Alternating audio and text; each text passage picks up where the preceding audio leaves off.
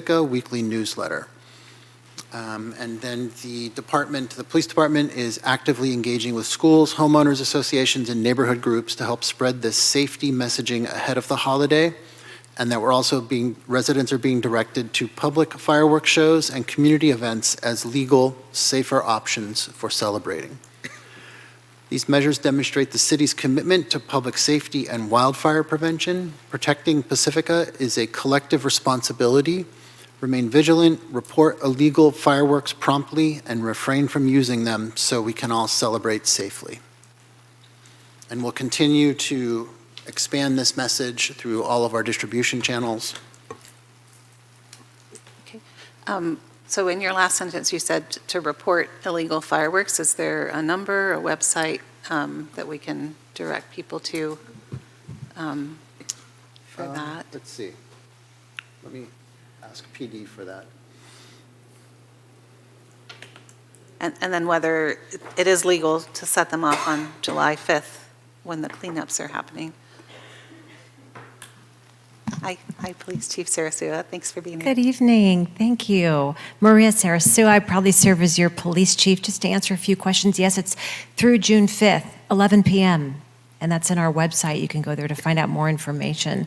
And then the other question that you had, Madam Mayor? Was just the number or website, like how would people complain if they're seeing illegal fireworks? Our non-emergency, so the 650-738-7314.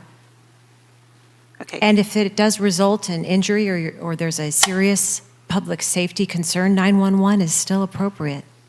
Yeah. Okay. Thank you. Great. Thank you. And I heard her say June 4th, but July 5th. Yeah. So Patrick, I hope nobody sets them off over your head. I'm sorry. July 5th, 11 p.m. Yeah. Okay. Can I just make a follow-up comment to Sean? Uh-huh.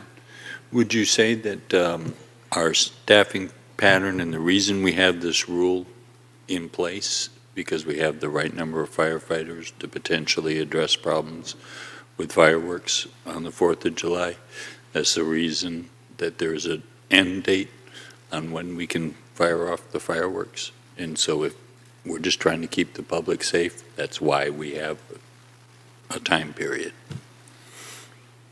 I'll have to follow up and find out the details behind the timing and the time frame for it specifically.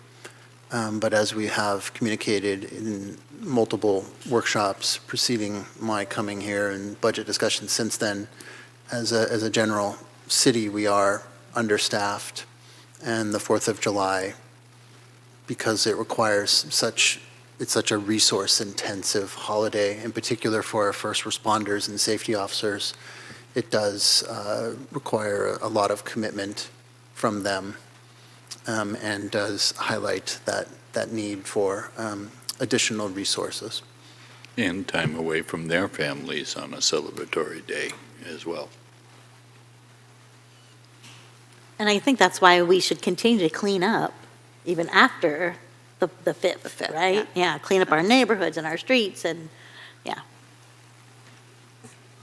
Okay. Thank you very much for that update. I appreciate it. Okay, that brings us to our public hearing. Item number 11, which is the adoption of the fiscal year 2026-27 annual operating and capital budget, including appropriations of $79,110 from the Roy Davies Trust. City, I believe, are you kicking us off today, City Manager Charpentier? Mm-hmm. See Yulia, Assistant City Manager Carter making her way to the podium. I will be. I have a very brief introduction, and then I'll turn it over to staff. And this is the request to adopt a budget, the public hearing to adopt a budget. At the last meeting on June 8th, I presented a city manager's recommended budget that included over $2 million in very difficult and painful service reductions that affected sort of all segments of our city. from the young to the elderly and everyone in between. And at that meeting, that was really, and the reason for that was a reflection of the structural deficit that we've seen ourselves in and the challenges we face with our exhaustion of one-time solutions. And at that meeting, the City Council was able to give direction on efforts and priorities to include in the budget that is before us today and offset what I would say is the worst of those cuts. All of the ones that are remaining are still difficult. And we are here tonight to present a budget that reflects those recommendations and that balancing act, and also express appreciation for members of the community who spoke. We have been encouraging them to follow this effort and come in and share their comments, and appreciate those who spoke at the last council meeting and who continue their advocacy, as well as the hard work from staff and the council to get us to this point of a balanced budget recommendation for adoption tonight. Given that, that's the good news. The challenging news is that a lot of the structural challenges that we faced coming into this budget still remain, and we've really exhausted all of our one-time strategies, whether it's from reserves or belt tightening, and we'll have to address those in the upcoming months and upcoming budgets. But with that, I think it's a testimony to the collective nature of Pacifica that everybody was able to come together and hopefully stave off some of the worst of the proposed reductions. And with that, I'll turn it over to Yulia to begin the presentation. Great. Thank you, City Manager Pintier. Madam Mayor and City Council, so the item before you today is the adoption of the fiscal year 26-27 operating and capital budget. So what's on the agenda today, we'll just go over the budget timeline, recap direction from the Council from the last study session on June 8th. We'll touch base on budget highlights and overview, and we'll move to and ask you to adopt the budget before you. So tonight, staff requesting that the Council approves 5 resolutions. In addition to the budget itself, included in your packet is a resolution establishing the city's GAN appreciation limit, approving the annual citywide fee schedule, annual review of the investment policy and the purchasing policy. For the GAN appropriation limit, so the annual budget is way within the appropriation limit as it's been in the last few years. As a citywide fee schedule includes no substantial changes other than just regular CPI increase, but as we've discussed in the previous study sessions, we are in the final stages of completing the user fee and the development impact fee study. So that work and results of this study will be coming to Council in the coming month. For the investment policy, there are minor changes and edits included in your packets. They're in red line version. So the edits intend to align the policy with the state requirements and industry best practices, just to improve internal or strengthen and improve internal control and provide additional investment flexibility. We reviewed these changes by the independent audit firm, so what you see before you is fully compliant with the industry standards. And the purchasing policy revisions also modernize procurement procedures and update purchasing thresholds as per previously approved Council's direction. And we also improving administrative efficiency, just and accountability to consolidate all related policies. So we have one single purchasing policy and guidelines before you.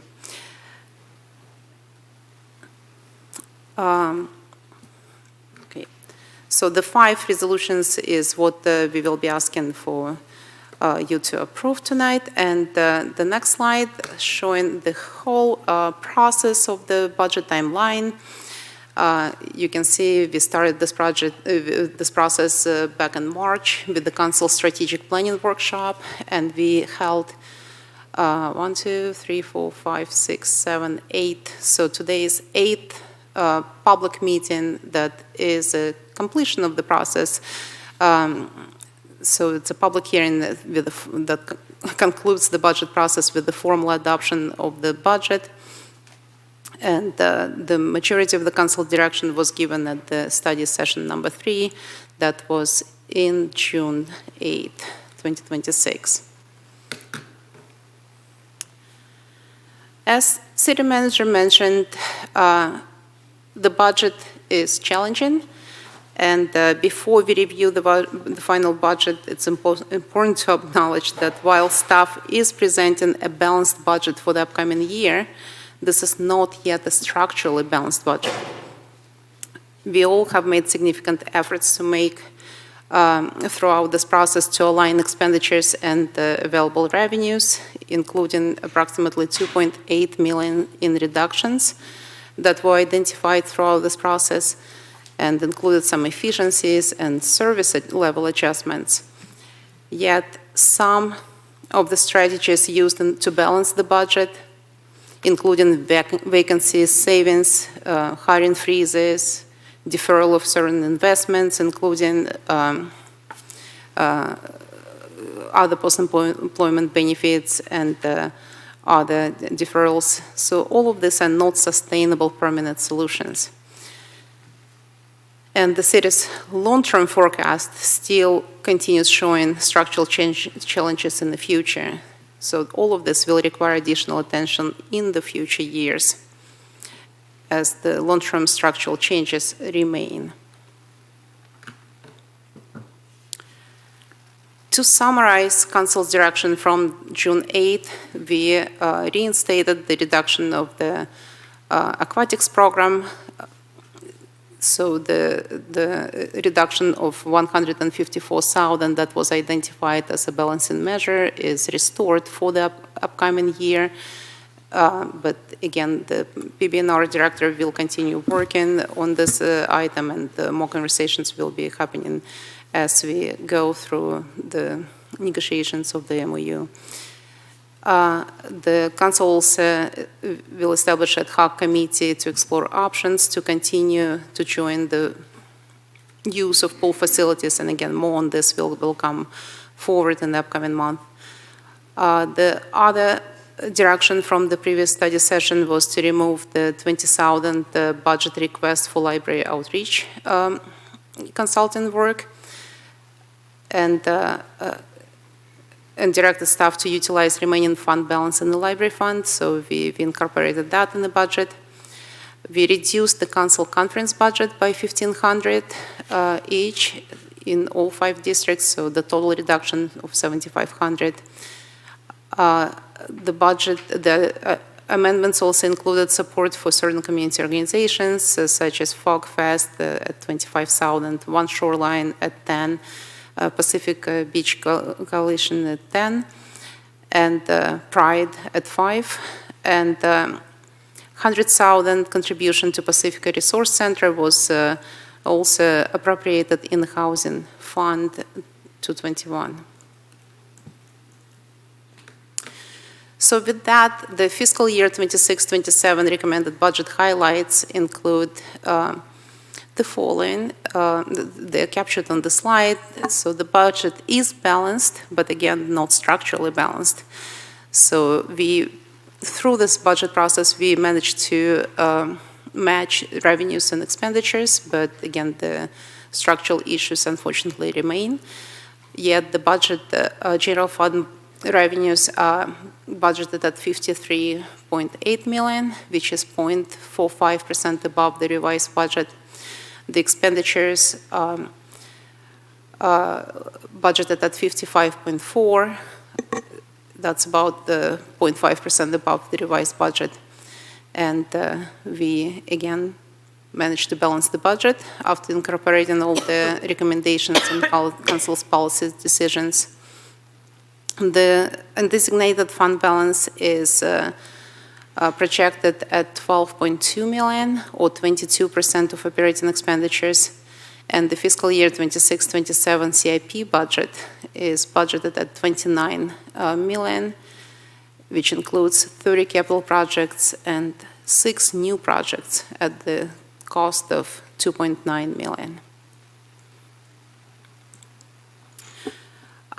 This slide just showing the updated information on the net general fund surplus or deficit. You can see we managed to balance the budget with all the items that I mentioned on previous slides, and we have no surplus, no deficit, which is, again, the budget is balanced, but again, unfortunately, not structurally balanced.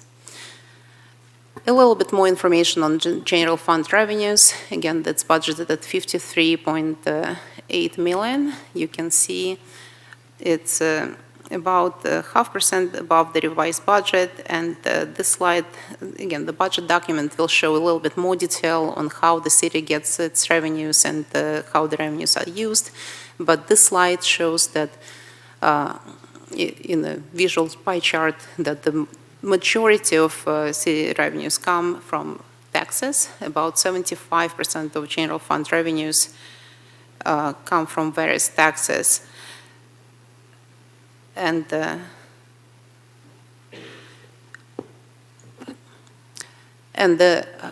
other revenues are listed here as well. So for those who like to see information in the table format, so the same information is presented here. Again, we've discussed it details in the previous study sessions. I'm not going to go through this in details, but again, for transparency, we are listing this information again. And moving on to expenditures, the revised expenditures that we are presenting to you today are 55.5 million in general fund, about 0.5% of above the revised budget. And again, this is important because it's really marginal percent, as you can see. So we're really trying to keep this budget as lean as we can. And being a full-service city, the salaries and benefits include about 70% of the expenditures. Again, all the budget, the general fund expenditures presented in these categories, salaries and benefits, that's the majority of the expense, contractual services budgeted at 8.5 million, representing about 15% of the budget. Material supplies and maintenance is about 8% of the budget at 4 million, and the rest is transfer between different funds. Again, a few other slides, expenditures by department. You can see it here between the police and fire. The police and fire together represent significant portion of the budget. And if you include public works, it's almost 50% of the budget. General government and community development with 15 and 10% respectively. And again, just another visual on the budget. Projected fund balance structure and budgetary reserves. That's the table you see here. The important point here that unassigned fund balance is budgeted at $12.2 million, and that represents about 22% of the operating expenses. Again, we've discussed this at length in the previous study sessions. We still keeping all the assigned reserves as we discussed, the policy level reserve of 10% of expenditures, and we are setting aside reserve for VLF restriction as according to budget strategy number 2. as well as all the other previously council-approved policy reserves for facility maintenance and replacement, compensated absences, childcare reserves, and legal. And to touch base quickly on other funds, again, the rest of the funds are combined in this schedule. So the budget and packets that you have in your before you include all the details of the budget funds, but again, altogether between all funds, we project fund balances at almost $55 million. One point is important to make here for fund balances, enterprise and internal service funds include capital investments in capital assets and depreciations. So these are not cash balances, so that's important to note. But again, the total fund balances are listed here. Tonight's adoption concludes the fiscal year 26-27 budget process, but it does not conclude the broader conversation about Pacifica's long-term fiscal sustainability. And it's just the beginning of the larger process. We have discussed with the council, we've held several study sessions about long-term fiscal sustainability, so we will continue advancing economic development and revenue generation opportunities and implementing economic development work plan to the extent of budget allocations that we can afford. As I mentioned, we are still working on the cost allocation plan, development impact fees, and user fee study, but that work is coming before council in the upcoming month, and hopefully will result in some additional discussions for the recovery cost that will be for council's consideration. We continue evaluating infrastructure funding needs and financing strategies, aligning service levels with available resources, and that's going to be ongoing conversation throughout the upcoming year and maybe future years to come. And through Pacifica discussion initiatives and future council discussions, we will continue engaging with the community regarding service priorities, infrastructure needs, revenue strategies, and long-term funding options. So the budget before you tonight provides stability for the coming fiscal year while we continue the important work of developing sustainable long-term solutions.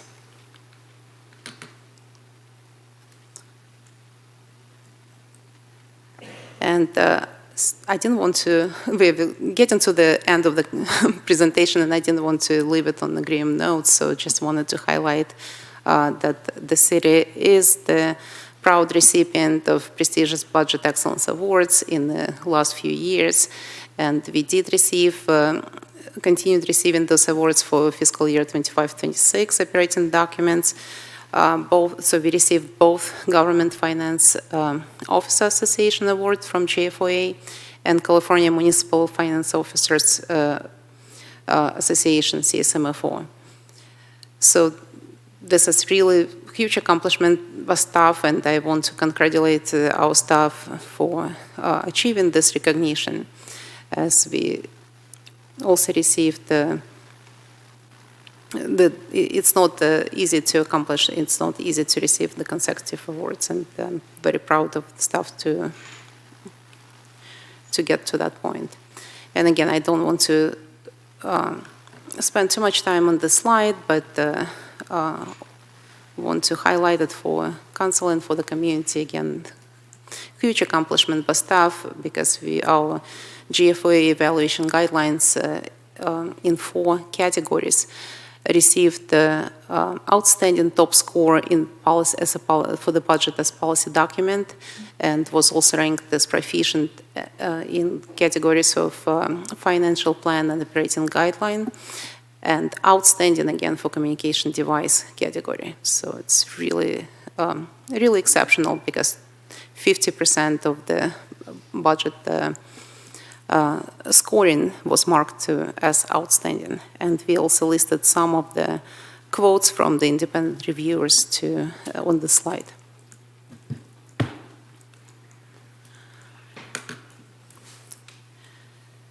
Before we conclude today, I would like to extend my sincere thanks to everyone who contributed to this budget process.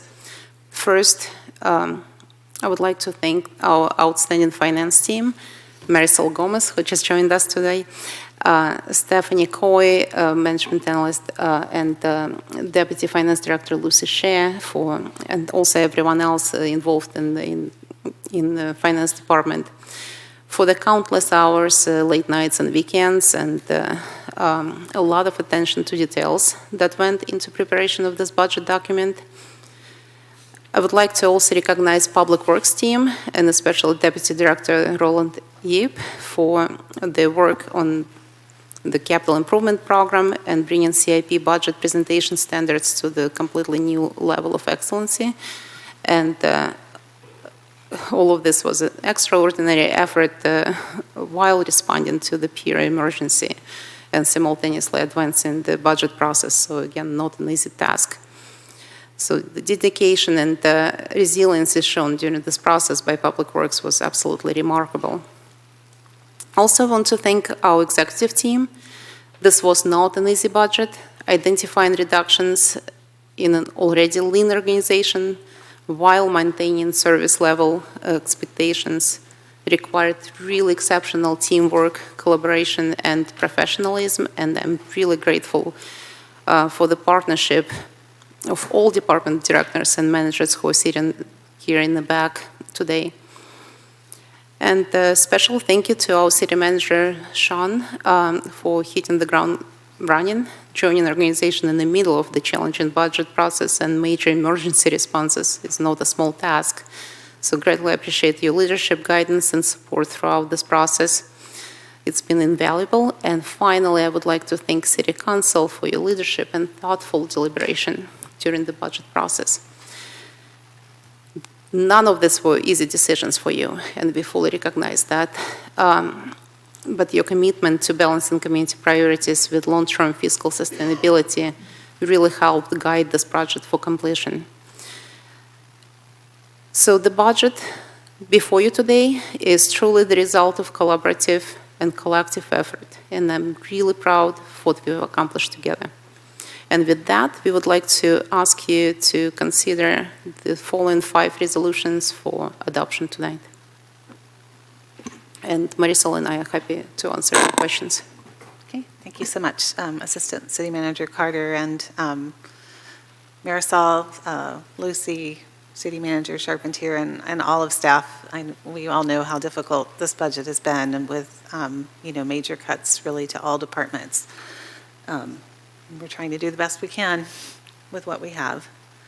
I see your light on, Mary. Yeah, you do. Yeah. Yeah, I have a question about the user fee study.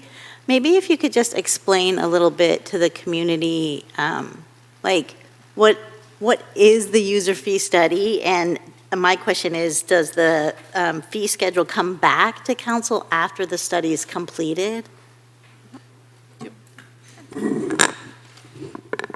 Good evening again, Director of Administrative Services, Marisol Gomez, and thank you for that question. So the user, well, let me start with the citywide fee schedule, just as a reminder. The one that's going with adoption today just has the normal CPI increases that were already pre-approved by council as part of that policy. But the user fee study is something that it's best practice for cities to do every so often, normally 5 to 8 years. Different cities might be on different cadences. The last time we've done a citywide study on this is 2013. There might have been some individual user fees here and there that got updated individually, but as the holistic view, that was the last time City of Pacifica has brought that. So what we do is start with we actually start with the cost allocation plan that we already incorporated into the budget, and that reviews a lot of different data sources so we can get a good read on the cost for operating the city, and that includes staff time and other metrics that go into that. That feeds into something called a fully burdened hourly rate schedule, and that schedule looks at our personnel costs and then we apply overhead to those costs, and those overhead are incorporated with that cost allocation plan study. That feeds into the user fee study. Different user fees might have different nexus to how they come about. Some are set by statute. We do have to follow some statutes, such as the animal fees, animal services fees. Those are set by county. We have to incorporate those into our fee schedule, so we don't touch those ones.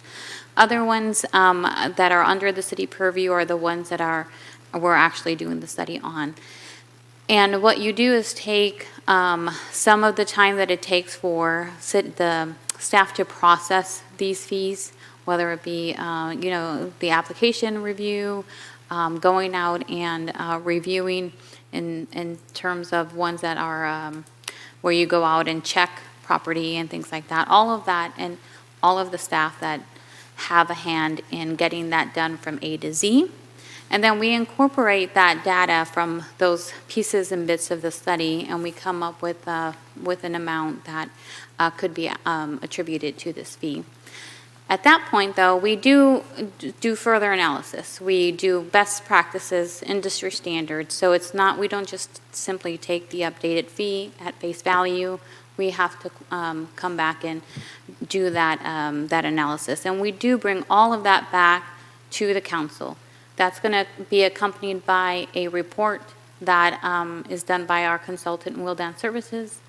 And that report is compiled after connecting back with all the departments and making sure they understand, the outcome of the study and put the recommendations forward. I really appreciate that.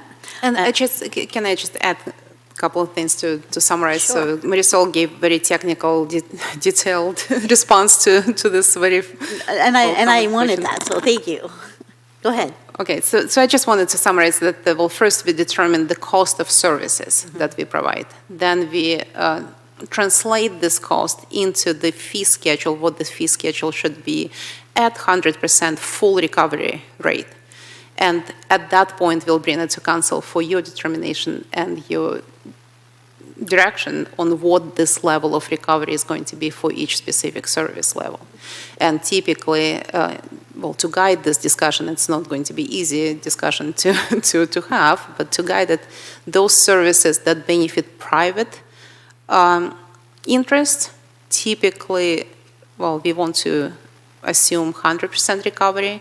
And if it benefits, if the service has public benefit, like the parks and recreation programs or senior programs, the council may consider less than 100% recovery, again, depending on your discussion level. Thank you so much. I know there were some questions that were asked of me, like, how come you didn't raise fees? We're talking about raising fees. And so that's why. Because we have to take the time to do the study so that it can all come back. Correct. So I appreciate that a lot, and I think it's important for our community to understand that when they look at the budget now and see the fee schedule. And you had mentioned this would come to us in about 6 months. Yeah, we hope to bring it before then, before the end of the calendar year. There's some public outreach and different levels, varying levels that we're going to need to factor in before then as well. A lot of the times, for instance, the development impact fees, we normally have a open meeting where any developer can also provide feedback. Same with the user fees.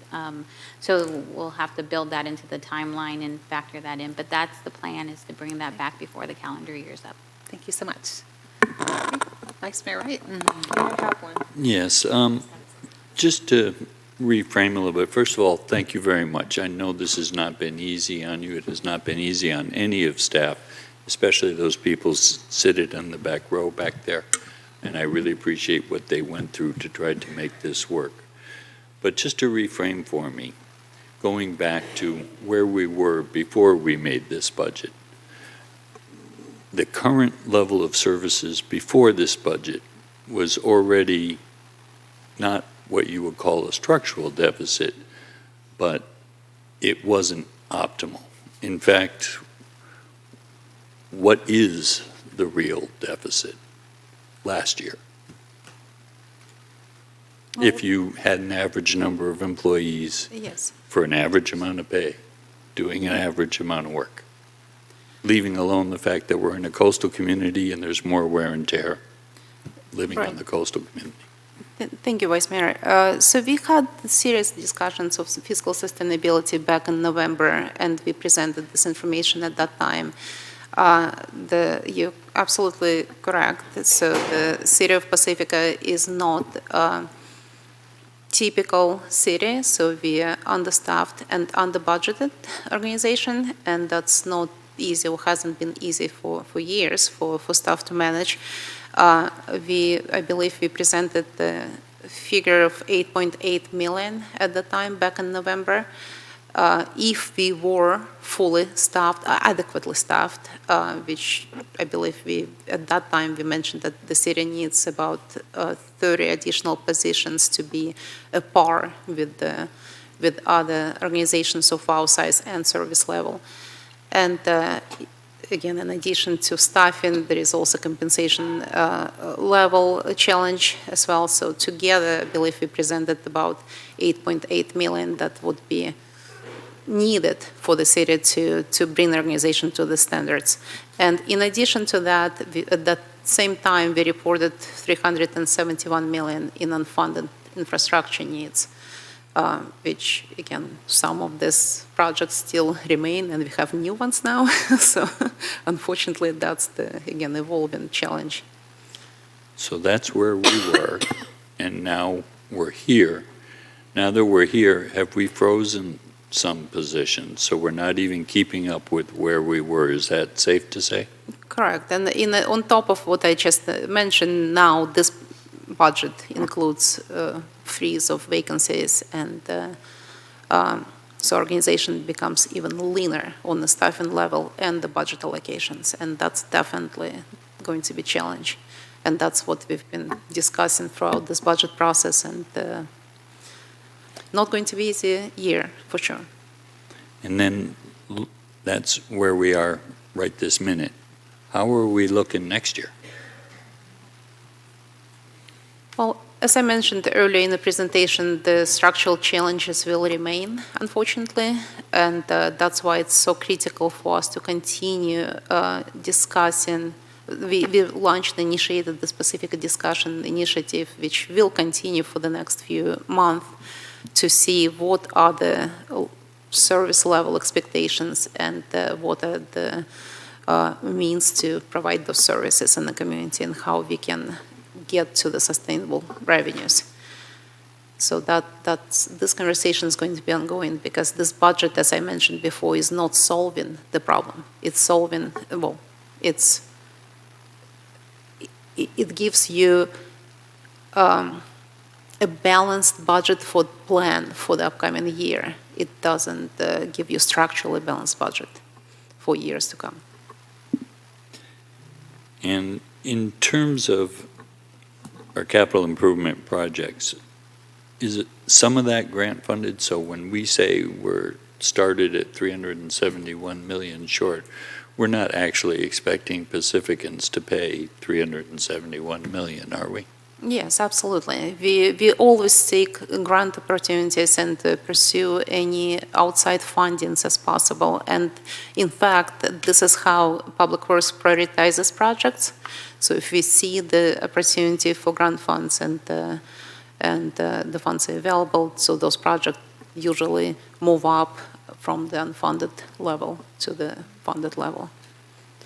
And if we're not able to identify additional renewable revenue streams, when are we likely to start seeing more of these hard decisions impact us? Or is maybe that a better question Very for early. Sean? And I see Sean taking the microphone. I would say that it's immediately, shortly after the budget adoption. Early next calendar year, January, February. And would they be harder to deal with than what we did? They would be of a significantly larger magnitude, so yes, the difficulty would increase exponentially. Okay, so enough for the bad news. I had received a number of and had submitted questions about another possible addition to the budget in terms of not necessarily general fund dollars, but trust fund dollars for lights at the tennis courts and pickleball courts. I imagine the rest of my council members did as well. I saw the questions the question was included in the packet. Do you have anything to say about that? Just to reaffirm what's in the questions, that we have about a $539,000 balance in the Roy Davies Fund. It is a 4/5 vote. As it relates to the pickleball and tennis courts, they are part of the, I don't know if this is close enough. They are part of the MOU with Jefferson, similar to the school. So if it is council's direction to move forward with that investment, we would ask that there be language that would ensure that it would be contingent upon the successful completion of an MOU term that ensures the right return on investment for those investing in the new lights. And additionally, was that not also one of the identified items on the previous budget meeting that we had? It was, there was a list of CIP projects that were not funded, and it was included on that. And I misinterpreted that at the time to think that that meant general fund dollars. Fortunately, to Councilwoman Espinosa's point, that's not necessarily the only way to fund a project. Is that true? That is, there are many roads to Dublin, and that is one of them. Okay.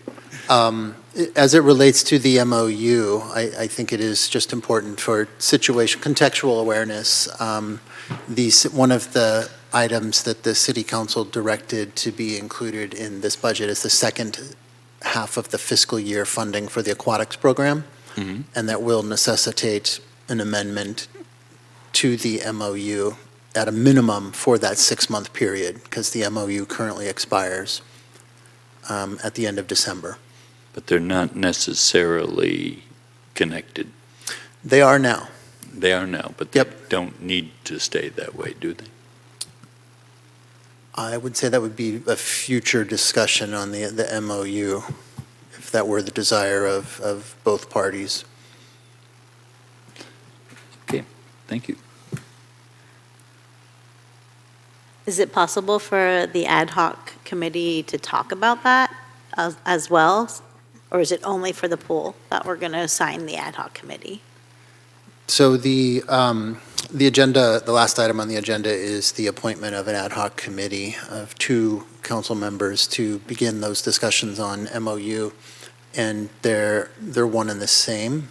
There's no way to deal with them separately, so they would be part of that MOU discussion with Great. the ad hoc committee, one way or another. Okay, thank you.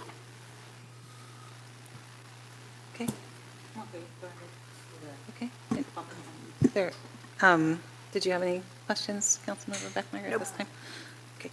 I had a couple of things I read in the agenda that I might have missed it, but I didn't hear you mention Assistant City Manager Carter, and I just wanted to clarify for the public. So what money have we put in the budget now for the extension of the temporary safe parking program, and what does that cover? The budget includes 2-month extension of the temporary safe parking program, and that includes the 2-month contribution for the parking spaces at the SFRB park, and as well as contractual work related to American Portals, the sewer related work for 2 months, and the extension, the clean outs, and oh yes, and the portion of the CSO officer that provides support for the program. Okay, and did you mention the service, contractual services with the PRC too? And right, correct, and the PRC, yeah, of course. Okay, and what was that amount? I don't have a prorated amount in front of me, but I think the full cost was something around 208,000 for the full year. That wasn't for everything, that was just the I thought you spaces, asked in think. PRC portion. Okay, we'll find it. It was in the agenda, but, I think it's on packet page 225 shows the 77,000, but that's all encompassing. but that's all, what, I'm sorry? Encompassing of what Ms. Of- Carter just listed. Of all those things? Yeah. Okay. Okay, and then I believe there was another request for some money for another city engineer on out of the disaster accounting fund, which is something new that wasn't discussed at the last meeting, so could you address that, please? And also the bathroom for. Okay, yeah, hold on. The bathroom's in here.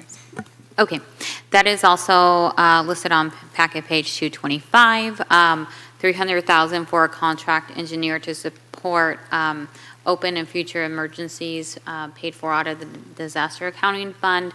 The reason being is we have a transition in one of our staff, the Deputy Director of Public Works, our city engineer, Roland Yip, and this will help with some of that transitional costs to help cover and a continuity of business within those project. This project for the municipal pier specifically is ongoing right now, and it is meant to, be ongoing for quite a while. And that will help cover some of those services needed for that and keep that moving forward. But as well as being open to, as we're heading into the winter months, later in this calendar year and thinking about the fiscal period in general, just anticipating any other emergencies that might arise. Okay, and so that amount is in this new budget? Yes, it is. It's in the Disaster Accounting Fund 238. Okay. And then I think Councilmember Espinoza. wanted Yeah, to- I'm talking about the bathroom for the pier. I didn't see that they mentioned that. Yes, it's also on that same packet page. We tried to okay. list all of the council direction between the June 8th meeting on packet page 225.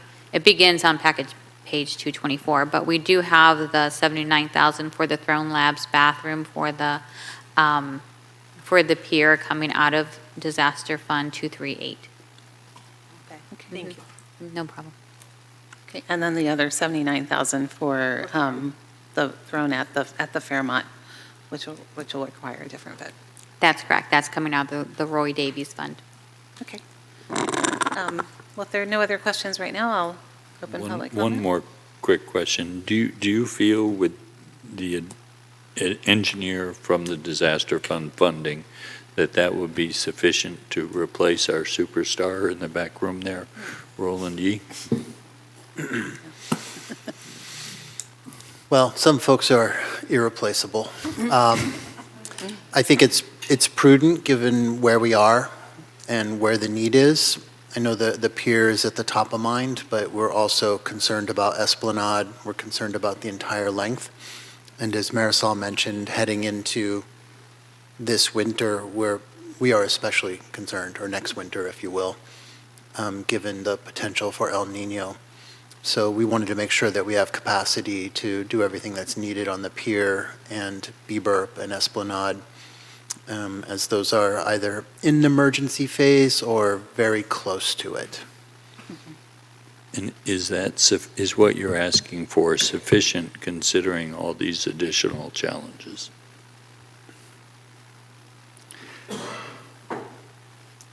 I feel like it's the maximum prudent amount to request at this time. I think it's, That's a very polite no.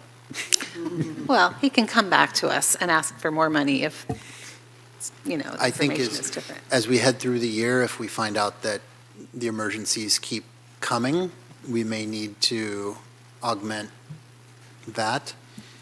But I think it's a prudent starting point. And this is in addition to recruiting for trying to replace Deputy Director Rick. Yep. That is correct. We are actively recruiting for that position. That's what I was going to say.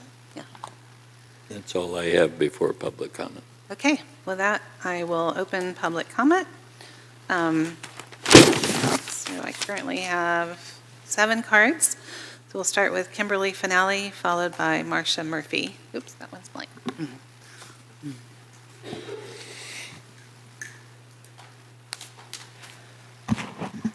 Good evening, council members. Kimberly Finale, Pacifica resident. I want to applaud the swimmers of Pacifica who came together and organized to keep their pool open. Well done to them, bravo. Let's see here. There's a long history of creative financing getting us from one year to the next, but as Ms. Carter stated, this is not sustainable. I've just got to ask, at what point do we begin to discuss the top line items? And I sure hope there's money left in our disaster fund when the inevitable disaster hits.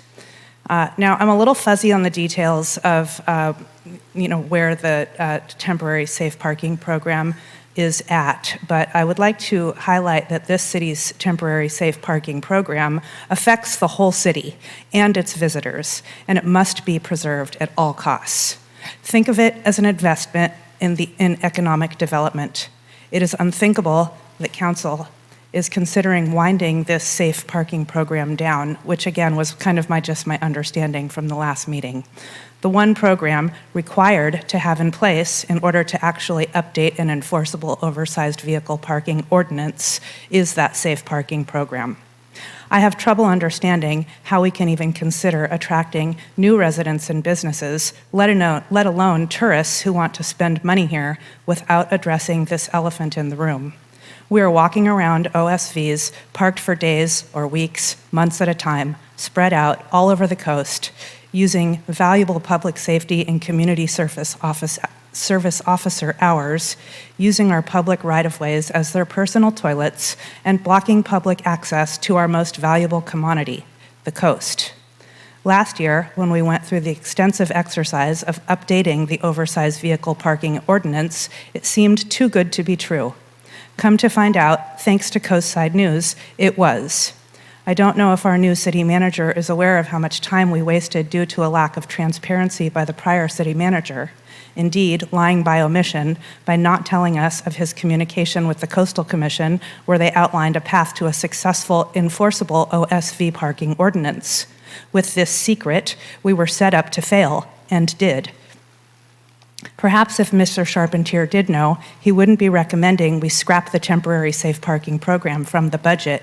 We need it. Without temporary safe parking program in place, even just the basic infrastructure, we're inviting trouble and have no hope of effectuating an enforceable, structured OSV parking ordinance. Our city will be forfeiting the opportunity to offer a clean, welcoming, and promising place to grow a family, a business, and tourism. We must preserve this temporary safe parking program. Thank you. Thank you, Kimberly. Marcia Murphy, followed by Ellen Hage, and then Jennifer Christensen.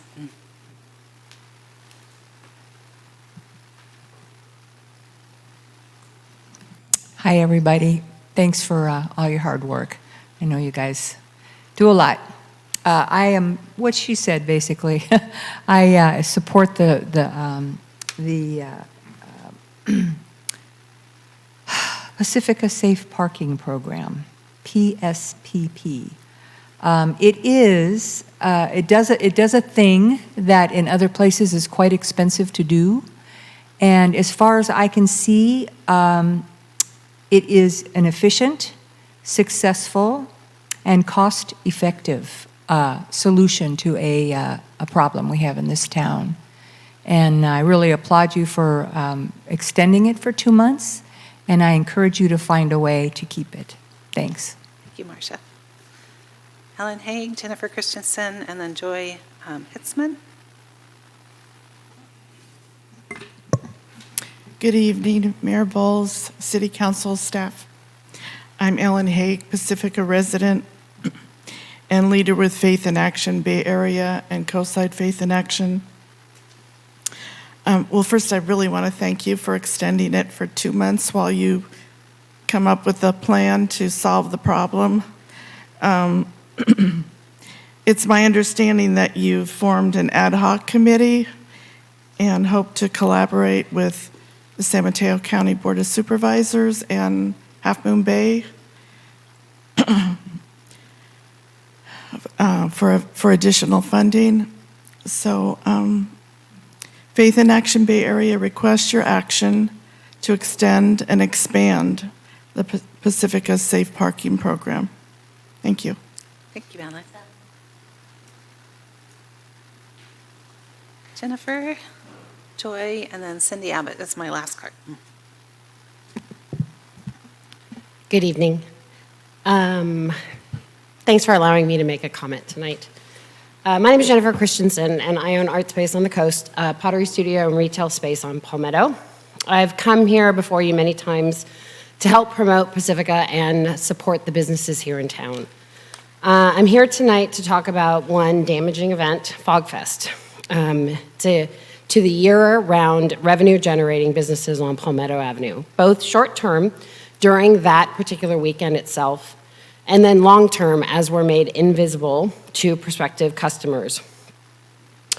While FogFest is a beloved community activity, it's particularly, in these particularly harsh financial times, it needs to change to better support local revenue-generating businesses.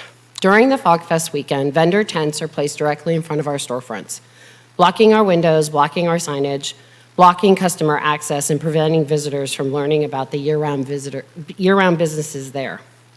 With limited parking, that means I cannot run my classes. This is my primary revenue source for my studio, so I lose the entire weekend. The application for FogFest arrived this year a couple weeks ago, and the committee has added new requirements on how businesses can secure the space. I want you to note that my storefront is about 26 feet long. I would need to pay $700 to FogFest just to be open for the weekend. I sent an email to the FogFest committee 10 days ago asking for this to change for the 2026 event. I'm not alone in this business challenge. In the Attic, Royal Bee Yarn, and David's Bagels have all joined in my request to FogFest to make this change. I see this year's budget includes $25,000 funding for FogFest. If council is to include any funding for FogFest, I'm asking that you require the FogFest committee to continue to protect our storefronts and help us to keep our businesses strong that weekend. We feel that 20 feet of continuous open space in front of our storefronts is reasonable to maintain visibility and pedestrian access to our businesses. Please recognize the economic trade-off that's happening here. You're funding an event that is currently structured causes measurable financial harm to those small businesses that pay taxes, employ locals, and contribute to the very community that makes Pacifica worth celebrating. FogFest brings many vendors for the weekend who may or may not have a business license and who may or may not charge sales tax during the event.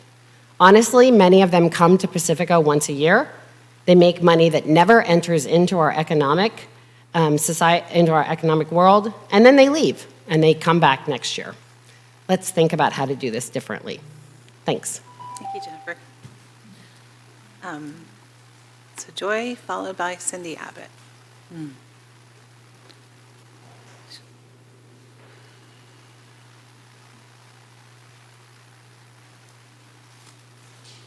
Hello, Mayor, and City Council members. Thank you so much. I'm here to advocate. My name is Joy Hitzman. I'm a long-time member of Pacifica. I've been here since 1980. And I love Pacifica, and I'm an avid tennis player. I'm here to advocate for the funding for replacing the lights at Terra Nova High School tennis courts. As you know, as was discussed earlier, the lighting is the responsibility of the city due to a memorandum of understanding with the school district. And for the past 2 years, the lights are essentially worthless, quite honestly. You know, right now it's not a problem. What is this, June 22nd, June 23rd? Okay, we really don't need the lights because it's light out until very late. But come fall, come winter, you know, it gets dark very early, and since we cannot play during school hours, we have to play afterwards. Essentially, when it gets dark at 5:30, we essentially have very little time to play, if any, because the lights are so poor. We've been advocating for the replacement of these lights for a couple of years, and nothing has been done. So, and not only for tennis, I'm an avid tennis player, but I also play pickleball, and that has really gained popularity over the last couple of years.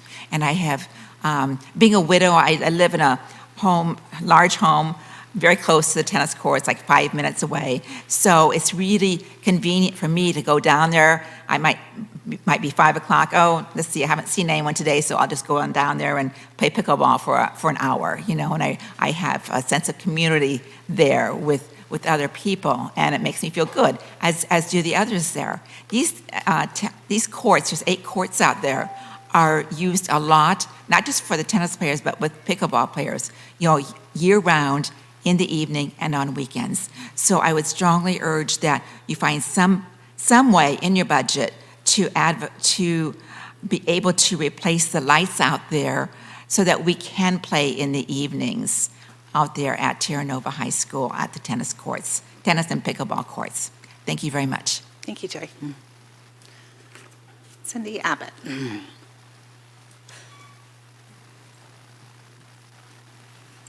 Hello again, everyone. Cindy Abbott.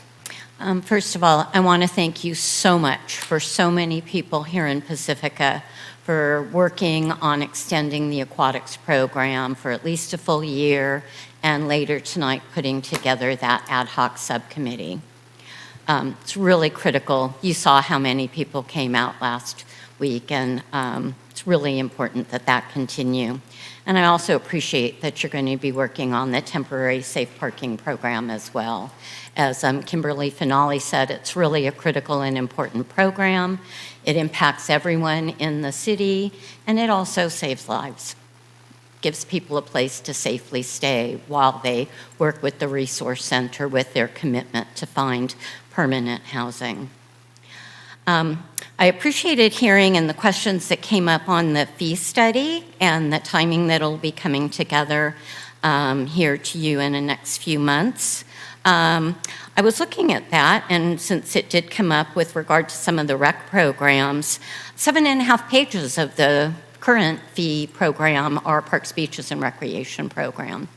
So if you're looking for a venue to vet some possible changes, what fits into the purview of the purpose of the Parks, Beaches, and Recreation Commission is making recommendations to City Council about those programs. So that might be a good venue to get additional public comments and information together for you when there's that preliminary information, so that we can really make it be something that works for most people here in town. Also related to Parks, Beaches, and Rec is the Fairmont Park restrooms. I appreciate how it's been advocated for to get some restrooms up there, but that program is 1 year. And so hopefully, I think I've heard that work will begin right away to start thinking about how we can continue services that are important to the community. So that's when you should probably be working on too about what may some funding sources be. That is a part of town and our community that is listed as socioeconomically disadvantages. So it's one of the rare areas that some grant funding may be available for to do some improvements. Because really the Roy Davies Fund shouldn't be used to be continuing that into perpetuity. We have a lot of needs, as you're hearing, from tennis courts, pickleball courts, a lot of things. So anyway, I just wanted to throw that pitch out there to use the community volunteers that you have to get input to you. In addition, the 4th of July is also a great time to attend Frontierland Park from 11 a.m. to 2 p.m. Thank you, Cindy. Emily, do we have one online? We have one raised hand. It is for Betty Duran. Okay, go ahead, Betty.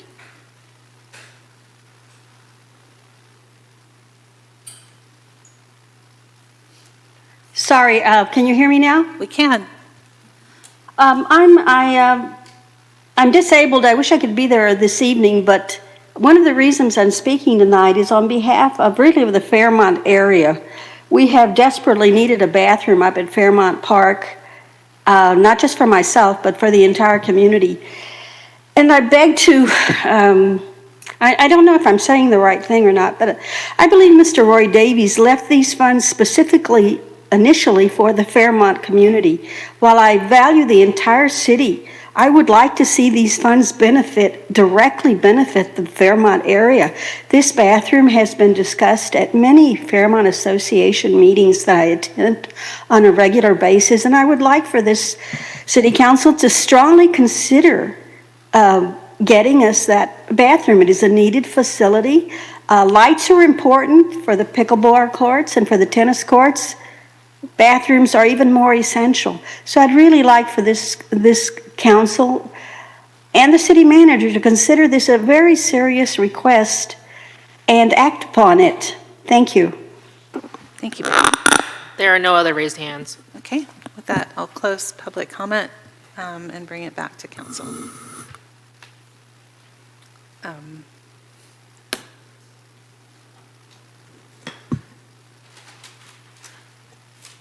I wanted to start, if I may, I don't have any lights right now, asking about the tennis courts, but also the pool, sort of a more general question. So the tennis courts are in the CIP on the capital improvement project or program list as needing $125,000. So it's not just replacing the bulbs, but replacing the fixtures themselves, from what I understand. So two questions. One, it's in our MOU that we're supposed to provide the lighting.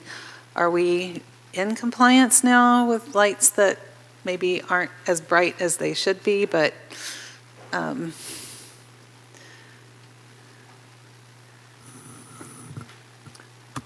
I think Scott could give an update on the lighting.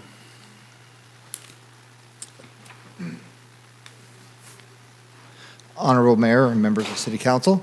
To answer that question, the MOU does not specify any lighting. In fact, our understanding and working with our partner, the Jefferson Union High School District, is we provide lighting. They are not, they don't fund it because they don't need it. All of their programs occur during daylight hours. And so while we have an understanding for the property, anything with lights is the city's responsibility. We initially installed them many years ago and have done some replacements over the years. But there is no requirement as part of our understanding. okay, that is what the CIP says. I'll just read it. The project proposes replacing aging LED light fixtures at Terra Nova High School tennis courts, which the city is responsible for maintaining under the existing MOU with the school district. So there's no requirement to provide lighting. We put the lighting up for them to be repaired or useful needs the city would need to make repairs. Okay. Can I ask a follow-up to that? Yeah. Michelle, if we have some substandard lights installed on a facility and somebody uses them and gets hurt, who's liable? I can't answer that because it's going to be based on the facts of the situation. Right, but whether it was signage, it's all fact specific, so it's hard. But if there is no signage saying that they're underserved. So I would need to look at the situation in order to answer that question on liability. Is it possible for somebody to sue the city in the event they get hurt there playing at night? Yes, that's always a possibility. Thank you. Even if we didn't have any lights, somebody can probably file a lawsuit. Yeah, anybody can file a suit for any reason. Whether it's validated. So the other question is, and this came up with the pool too, and I know we had a few emails about the tennis courts where people were asking, like, is this something that the community can help raise funds for? Like, how would something like that come about for the pool, the tennis courts, any particular item? So any repairs to the lights would be through the city we haven't opened any discussion about this, but obviously in the past, we actually, as a side note, this hit me just now, we worked with the tennis community to get a grant for repairs previously. So it's not uncalled for, or historically, we have used the community as a way of enhancing our facilities. So I'm sure if there was a way of getting some money for the community to support this, I mean, I'm sure we would say yes. I have some information on that, if that would please the mayor. Sure. My understanding is in a couple of days' time, the tennis club has a 5013C and has offered to try to help with a GoFundMe campaign. And they've already had 20 offers of people willing to donate to that.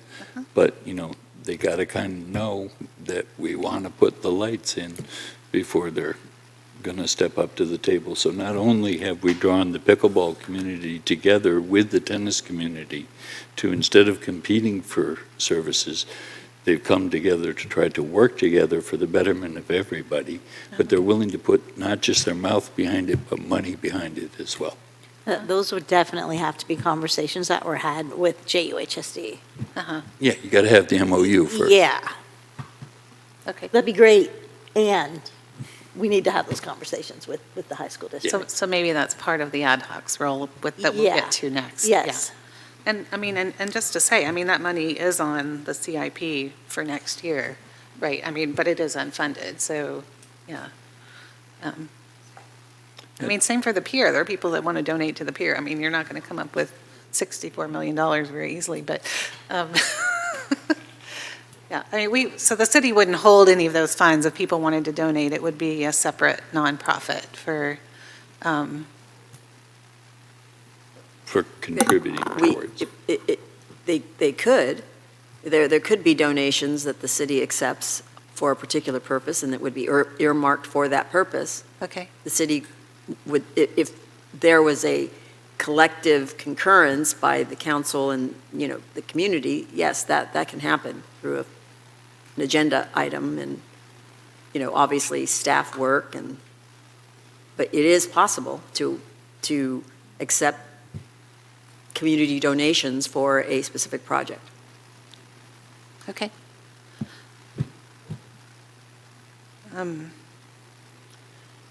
We didn't really talk about the CIP very much. I had a couple of other questions, too. One on packet page 880 was the urban forestry. 880 was the urban forestry plan, which I know I heard earlier from Public Works Director Tigbow that that was hoping to start this year. And I know we've had some staff, or having some staff lost us now to manage that, but this packet page shows $154,000 needed, which is not funded for this year, and can we just clarify, is that for the consultant that we'd be hiring? Yes, that would be for the consultant. Under that column, it's prior year's total budget appropriation, so that's already been budgeted with a prior CIP report. So any projects that have been budgeted with previous year's CIPs will remain budgeted until we remove it off of the report. Okay, so even though we're not seeing that as a line item. So, in other words, when the CIP project is budgeted in any given year, whether it starts in that year or not, the funding keeps rolling in the future year. So that's what Roland is saying. So it was at some point budgeted, and it remains in that project funding. We just haven't started the project yet. Okay. I guess I'm still having trouble like understanding the way the CIP is organized, because in some other projects, we say what's in prior years, and maybe there's work that's been done, but like how much have we spent, how much is left over, isn't really clear. So go ahead, Assistant. Okay, so the prior year's actuals, that is the amount that has been spent on that project. So the prior year's, there's budget and there's actuals. So there's one column for the actuals. Okay, gotcha. And then the next column's the budget. If you look at, let me give another example here. Um,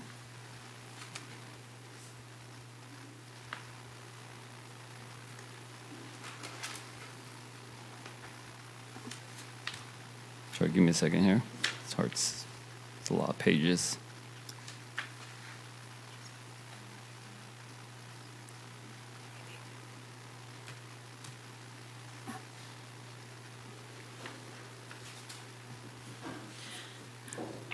So while Roland is looking at that, for this specific project, you can see the prior year actuals shows 0. So that means the project, the budget was allocated, but the project hasn't started yet, so we haven't spent any money yet.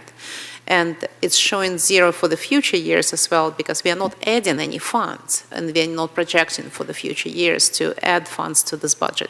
Okay. So once we start the project, and let's say, well, not for this particular project, but I think what Roland is looking for, different example, if the project requires additional funding in the following year, then you will see this additional allocation in the upcoming year as a request.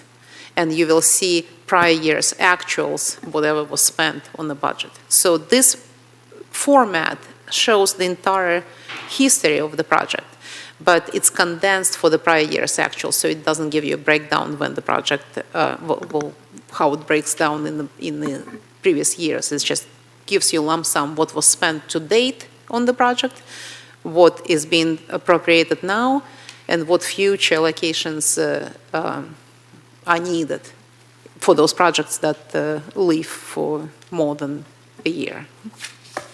Okay, thank you, that's helpful. Yeah, the example I wanted to point to was on packet page 762. It's the Sharp Park Priority Development Area Access Pedestrian Improvements. So you can see we have the total, and it was a mixture of Measure M, OBAG, grants, along with our local Measure W funds. We had close to $2.4 million in budget appropriations. We spent $2.27 million. The project is now complete. It was taken for notice of completion to the City Council. So that's the purpose of those two columns. There's the actuals and the budget. Okay.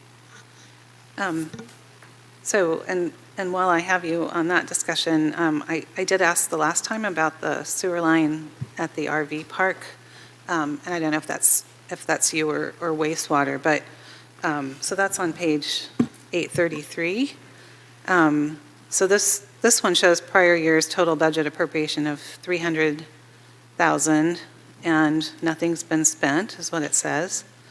And then it's now showing a budget of $200,000 in 28-29.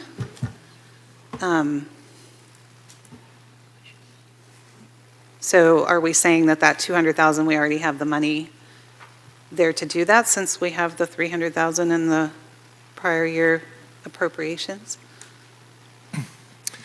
Hello, Honorable Mayor, City Council.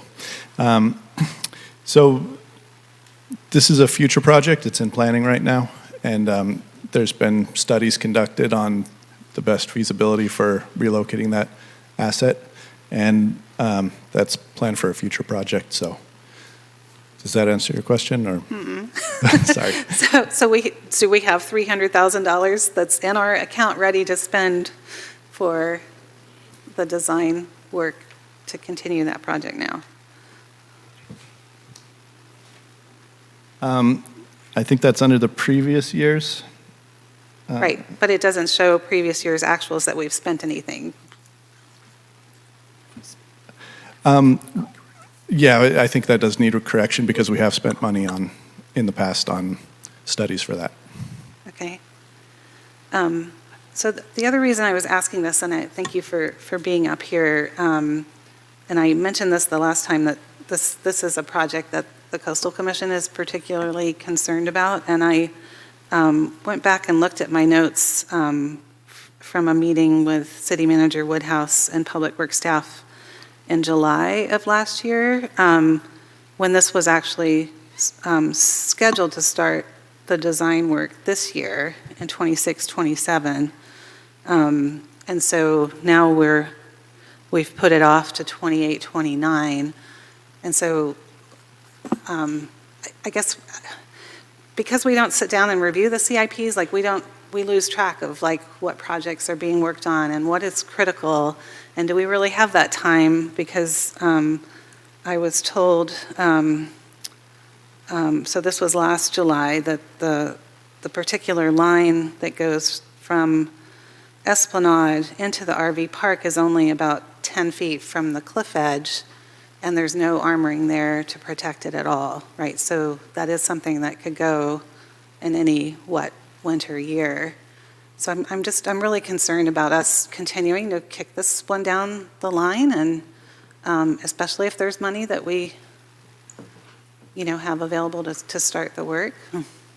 Yeah, I believe that was assessed during the sewer system assessment and the master plan, so it's been given a priority based on their assessment of risk and timeline.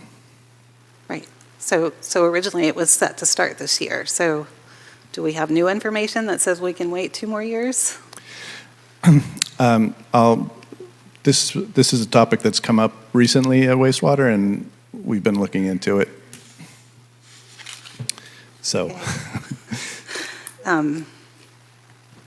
Okay.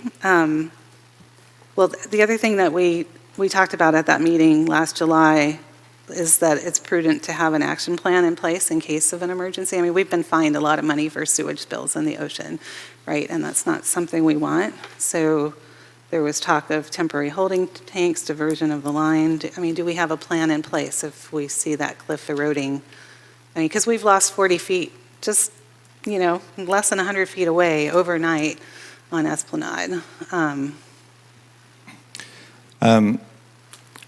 I think we'll need to look into that further to see if it needs to be moved up on the priority list in that case. Okay. Well, thank you. I look forward to hearing more about that. All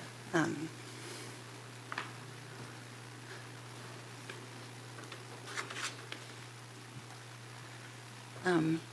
Any other questions, comments? I have a few questions, but. Oh, we have your lights on, Greg's lights on. Go ahead. I was wondering, if the cost of the lights is $125,000, if we amortize that out over 10 years, is my math right? That's $12,500 a year?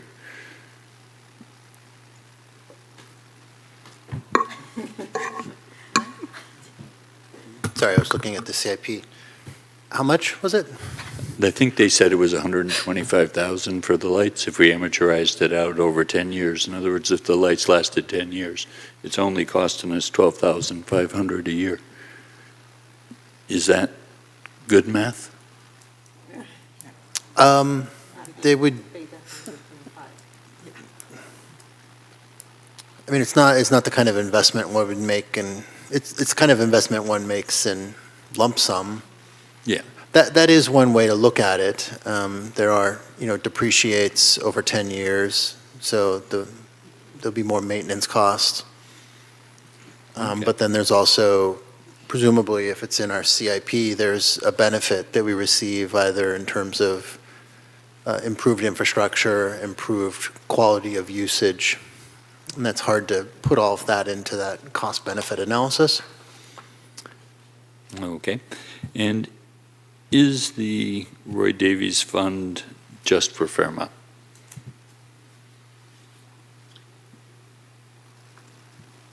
I think it's citywide, is that right?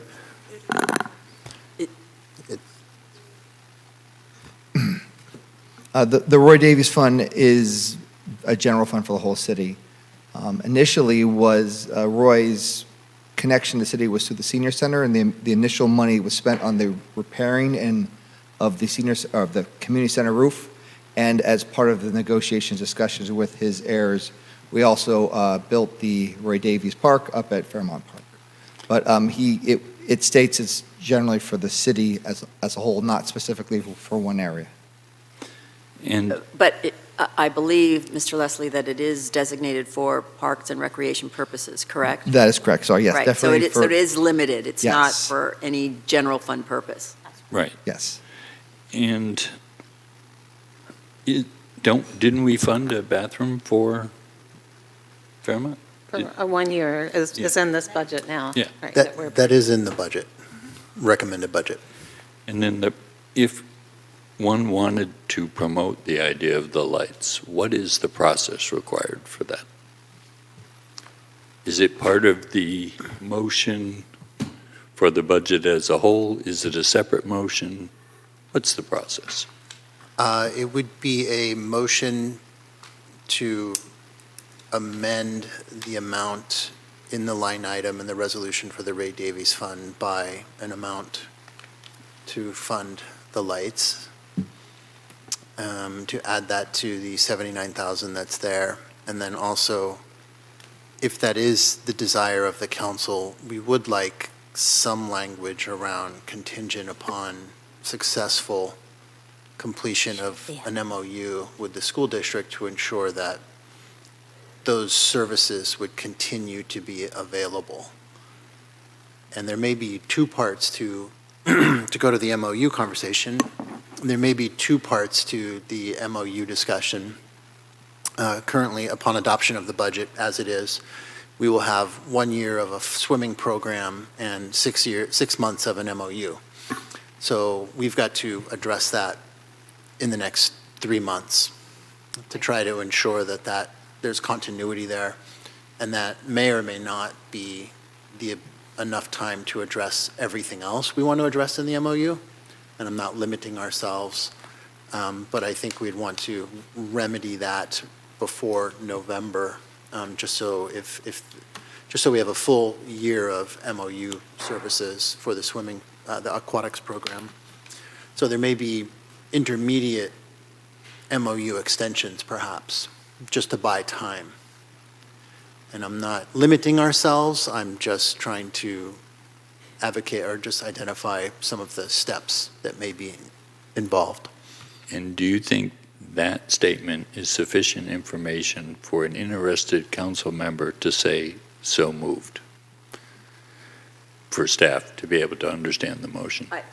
If you're asking how do you make that motion, we will assist you in the motion when we've gotten, yeah. If there are other changes to the budget, we're going to get all of those and then as well. So keep that in mind. I'm Let not it be saying known. we're not going to include it, but Interesting. you're not going to be making a motion now. We're going to wait until there actually is a motion on the table and we've heard if there are any other amendments to the resolution on the table. Okay.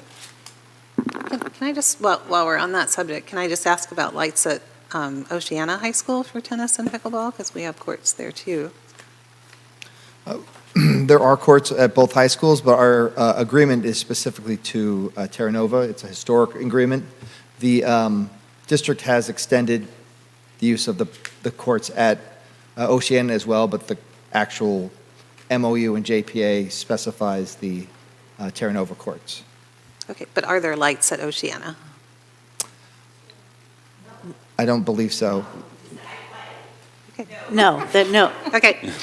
No, there aren't, and these will be very good discussions to have And with the ad hoc group. MOU with an ad hoc. Yes. But there are no we- light poles like there are at Terra Nova for Okay. all 32 of the lights. All the infrastructure is there, they just need new fixtures. And, I think as per all the other things we do, it's always really important to have community partners at the table when we are going to be before and when we make these kind of decisions, so. That's why staff put the condition in. Okay. I just have little pricklies on the back of my neck because I think we need to be talking to our community partners first before we start promising things. As much as I want the lights. Right. Okay, are there any, oh, Well, I do have something to say about the Fairmont. I have something to say about the Fairmont Park. I want to take this moment to highlight that I'm very grateful that we're going to have, finally going to have a bathroom at Fairmont. And we're going to be using the Roy Davis Trust. Family comes to Fairmont Park for the Roy Davis Memorial Playground, to the trails, the views, and to walk their dogs, connect with their community. For years, resident has been asking for a basic thing, a bathroom. I went online and I found review after review saying great park, no bathroom. So plan accordingly and have the kids use the bathroom before going to the park. Roy David was a District 1 resident. He loved his community so much that he left $3.9 million to improve parks. Installing this bathroom will give family a place to go and enjoy his memorial playground. The Roy Davis Trust exists precisely for this purpose. I want to urge all of you to support this bathroom that we really need. And like I said, the money's there, but it's not that we're going to just, keep spending it. This is a necessity. And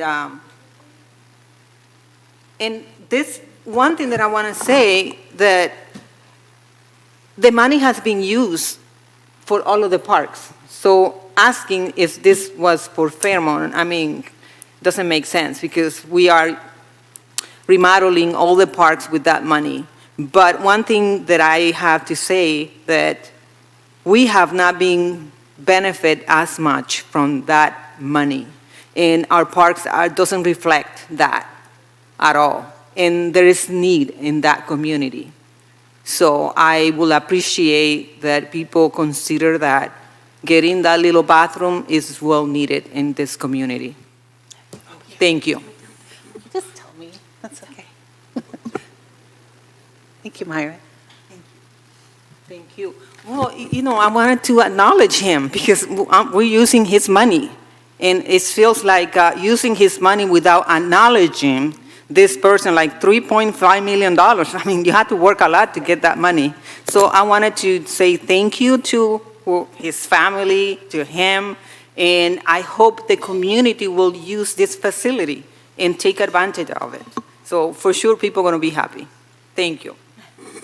And just as an aside to other donations, so this is someone who put this in his estate, right, to give to the city. So all of you other people with more money, you can do that also and specify what it goes to, because we could certainly use it. Councilmember Beckmeyer. While we're on the subject of parks, if I may, Director Scott Leslie, can you remind us of the Priority Parks project and where those investments are being made? We are currently in the middle of the Priority Parks Initiative. 4 parks are being replaced. Skyridge, they've already started construction, as they have at Imperial. Marvella Park and Brighton Mini Park are scheduled next, hopefully in the next few weeks or months. And those, all 4 are, in fact, funded through the Roy Davies Fund. Skyridge. Yes. Yeah. Imperial. District 2 and Imperial's. I want to thank you, Roy Davis, for doing that. Yeah. And just on the Fog Fest question, who is the liaison? Do we have a liaison? You are? Okay. I am. Okay. So, yeah, perhaps you can, No, I think there's opportunities for conversations to be had, so everyone understands all the policies and the procedures of the Fog Fest, and the community can come together and talk with Fog Fest Board and figure things out together. Okay, thank you. Uh-huh. All right. If there aren't any other questions, we have some motions. Maybe we need to discuss the tennis courts. Personally, I don't agree that it's not important, but I'm not ready to say fund that right now. I think we're running out of money in the Roy Davies. We were even talking about whether there was money for this little bathroom for a year at our last meeting because of the park budgets weren't all figured out. And I know the Parks, Beaches, and Recreation Commission have a whole list of the report on all the parks and what is needed at all the parks. And I think it would be better to have an overall conversation and sort of priority setting. And then, as Mary said, as discussions with the board too, I think those conversations can be had, right? And we'll discuss that on our next agenda item, but, I mean, we have no money left, and we're pulling all of our, originally, the Roy Davies Fund was only supposed to be using interest, is my understanding, and we have been tapping it for all these projects because we have so many needs, but we're almost out of money at this point. I think that was an operational decision at the time. I wasn't on the council, but I do recall that that was the intent, to invest the funds and expend interest. However, the markets changed and the limitations of investment policy for municipalities. I recall Director Perez bringing that forward as a recommendation because there were so many needs in the parks that weren't being addressed. Right. So I think that was an operational decision. I don't think it was specified in the bequest.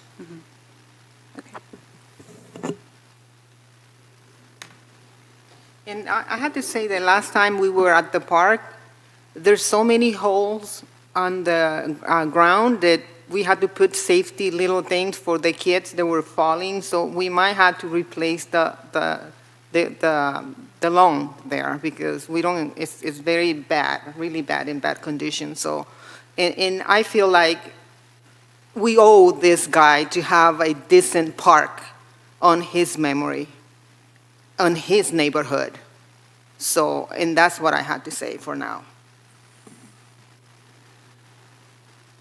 Okay, so we have a recommended action on page 217.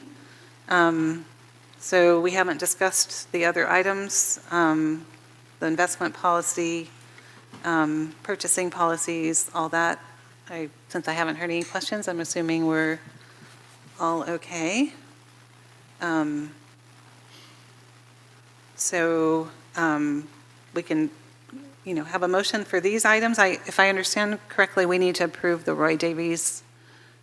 Does that need to be as a separate vote, or just? Yes. So Okay. we typically ask you to do a separate vote Okay. for Roy Davies. Is there a slide that tells us what you're asking for separate motions or how the motions are going for this budget item?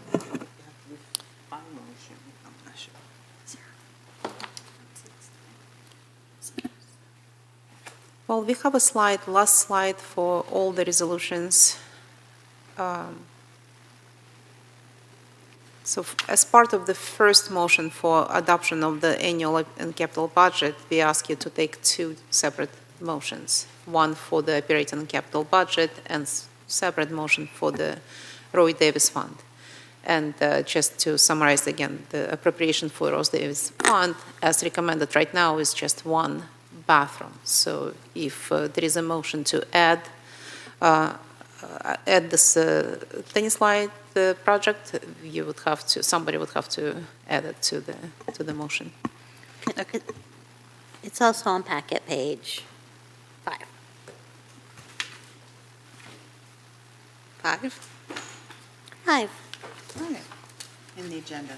Oh, yes, the very beginning of the whole packet, That's the beginning. under the item, Okay. the item number. Yep, okay. Yeah. So, so Greg, I'm not trying to cut you off, I was just giving my opinion, but if you want to make a motion, if there's any other discussion, we can consider that. I'm happy to make a motion regarding the Ben Davies Fund to make sure that we do, in fact, or Roy Davis, sorry. The Roy Davies Fund, particularly being supportive of Councilmember Espinoza's bathroom. Know that's been an important priority for her there, to have access to that for, not for her, but for her community. Right. And she's doing a great job in advocating for that. I would like to also put forward that we do authorize use of the Roy Davies Fund to do the lights. It builds community. It brings together two different groups. There's a ton of seniors that play. In fact, it's mostly seniors that play. I think we need to pay attention to that community. We even have people of all abilities and ages out there playing, and I think it's important to support that. That's what the fund is for. This is a great opportunity. It's a one-time expense, but it will last for years and offer tons of playing opportunity for many people for many years. So I'd like to put that forward, and conditioned as Sean suggested. What is it? Conditioned that we have to have Upon the... completion of the upon MOU with Jefferson MOU. Union High School District. Yes. Is there a second? I'll second.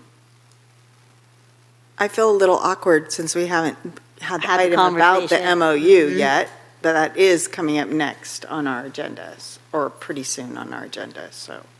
Well, that's to appoint a committee, but not to know what comes out of the MOU. Right? We're not But gonna- presuming, since we've learned tonight that the tennis courts, the use of tennis courts and the pool are together in the agreement, it seems like it's going to come up.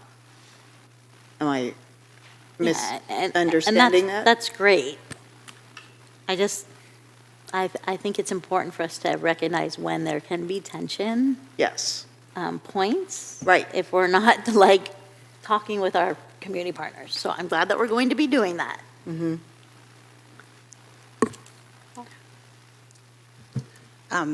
So There's I a hear a second. motion and a second. There Is there is. any other discussion? Well, I feel like we should, it's just like with the budget we have and we're throwing things on the budget right now. So I think I would like to have more time to discuss that in another occasion with more, we have to be careful. And I know that is important, but let's discuss another time and maybe have the community input too. It is, and I do agree with you that it's needed, but today is, we're not, I guess we're not ready for. We don't have a list of what else is needed, but. Yeah, you know, so other we community had to groups. kind of go back and take a look at it. It was in the budget. No, It it's was- in the it- budget it- for it was- next year. It No, it wasn't was on in the this- budget for this year. It was one of wasn't the on- items that was listed But as it a wasn't on the capital agenda, improvement. and I understand. One person speaking at a time, please. Thank you, Mary, sorry. It's in the CIP for next year. CIP. I have not, was it in the CIP for this year before? I know that we've been working with Scott on this for multiple years. It's been a problem for multiple years. Was it in the CIP for this year earlier and it got changed? Scott or Roland? I mean, staff has to decide the priorities, both of staff time and of resources, right? So I'm sorry, what was the question again? where the tennis court lights in the CIP, in the current CIP budget, there, it's scheduled for next fiscal year, not this fiscal year. Was that a change? Was it previously identified for this fiscal year? So this was a new project that was requested to get added to this year's CIP, along with many other projects. So in October, engineering reaches out to all the departments, asks them what is their request. We bring this list to the finance department, and due to our limited budget, very seldom are projects added to the newly funded list, which is why outside of sewer projects, our newly funded projects that show up in one of the first budget cycles, there's very few projects outside of ones that can be funded with maybe gas taxes. So this project was requested to get added for this fiscal year, but there was no budget to add it. So we always push it to the next fiscal year so that next fiscal year we will revisit and look at all the projects once more, bring the same list with all the new projects back to finance department to ask them what projects they want to fund, and the same thing keeps happening, and then that's why we have $300 million in unfunded projects. But you're speaking about general fund dollars, not the Roy Davies Trust. This doesn't matter. It's whatever finance wants to fund the project with. I assume there's other parks projects that are identified in the CIP. Marisol, Two. did, oh, excuse me, I'm sorry. No, go ahead. that have maybe been there a Didn't while. we have a slide at the last budget presentation on CIP projects that were not funded? Yeah, on the June 8th PowerPoint, we did provide the list that was requested for the year, but went unfunded for the year, and then as Deputy Director Yip mentioned, is now added to the unfunded list in the CIP. And the only reason you see it pushed out to the following year is for what he said, so we don't lose track of it. It doesn't mean that that's meant to be funded in that year, that's just meant to be discussed next year. But to the point of the funding, generally, when these requests come, the request is from the general fund. The request didn't specifically come at that point in time from the Roy Davies Fund. I do believe it is under the councilor's purview to mention that this could be funded from the Roy Davies Fund, as Vice Mayor Wright just did. And Greg, can you remind me the total amount? 125,000. Thank you. And that's before the community contributes. Got it. Thank you. So We do have a motion and a second, unless Yeah. someone's going to amend the motion. Who said that? yeah, you're right. We haven't gone through our training about how to do these things. My preference is still, I mean, I don't mind talking about it and having the discussion with the MOU. My preference is still not to commit that funding right now without a greater understanding of all of our other parks' needs and priorities. I mean, we got about 10 emails from people. I understand it's important, but I don't know what else is important, and it's hard for me to make that decision today. So, but we can call for a vote if you're all ready. I want y'all to recognize that the motion is for the bathroom and the tennis lights. I know. So we Okay. might want to talk about that a little bit. Okay. And Well- it has to be a 4/5 vote. So if we vote, and it's not a 4/5 vote, and we're voting against, that would be a no for the bathroom and the Yeah, lights. but we So- can So what we can Right. do, to your suggestions, I'll make an alternate motion that we approve the money for the bathrooms in Fairmont Park out of the Roy Davies Fund. I second that one. Well, first we need to know is the, The motioner.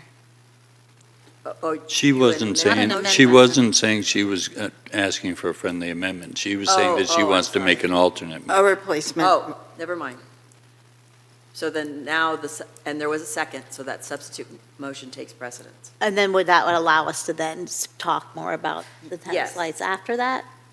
Yes. Yeah. Okay, I would prefer to do them separately if we're going to do Yeah, it. separately because they're two different animals. We So- really So now you can don't take the want vote. Myra to lose So her now you can mind take the tonight. vote on the substitute motion. Okay, all right. So the vote on the table, which I made, which Myra seconded, is to fund the bathrooms out of the Roy Davies Trust, and I don't remember the amount.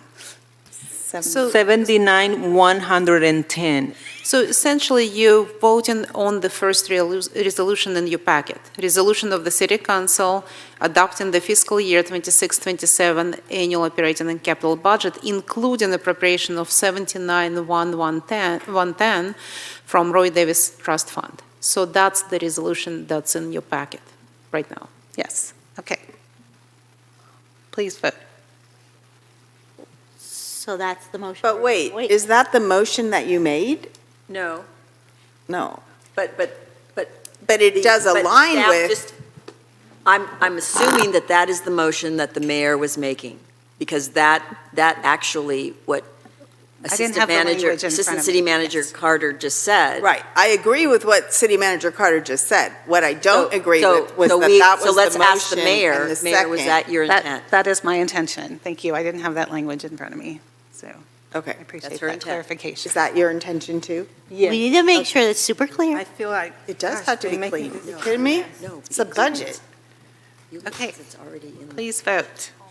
should be in that. Okay, and with the motion made by Mayor Bowles, as stated with 11-1, to adopt the resolution approving the fiscal year 26-27 operating capital budget with the appropriation from the Roy Davies Fund as stated in the packet. The second was by Councilmember Espinosa, and the vote passes unanimously. Okay. with that, we'll go back to well, no, you need to amend your motion so that it's just the one item, Why do I need to amend my motion? because your motion was for both, Was for both? the bathrooms Yeah. and. Why do I need to amend my motion? Because we've already Because we voted just for the voted for the bathrooms, so they're not, bathrooms. it's not tied. Okay, then I move that we fund the lights contingent on the MOU. And Well, funding I think we'd like the city availability. manager to provide you with the correct language. That sounds good. I think a recommended motion could be to move to add the lights to the Roy Davies Fund in the amount of $125,000 contingent upon adoption of an MOU that has an MOU that ensures the continued use of that facility with those new lights. Because we may, again, as I mentioned earlier, we may be adopting sort of a stopgap MOU that just says, let's just do everything we're doing for a couple more months while we figure it out. Right. And just to go back to a question I asked earlier, what we're talking about, amortized out over the life of the lights, is $12,500 a year. We just approved $79,000 for 1 year that serves no purpose beyond that. So that's a Well, $79,000. First, we need to get the motion. I understand, but So first, no- can you? no delivery so on moved. that. Right. So now we need a second before you can discuss it. Second. So one clarifying question, so the last time we talked about adding the bathrooms, that was also contingent on having enough money left over from the parks, right? So does that need to, and this is a bigger chunk of I'll money. accept that friendly amendment. So the amendments are the period of time of the MOU, right? Useful life, in other words, of the lights. And the funding status after the parks, the priority parks projects. Is that correct? Yeah, that needs to be very clear, I think. Yes. Certainly isn't clear to me right now, so. So let's work on it.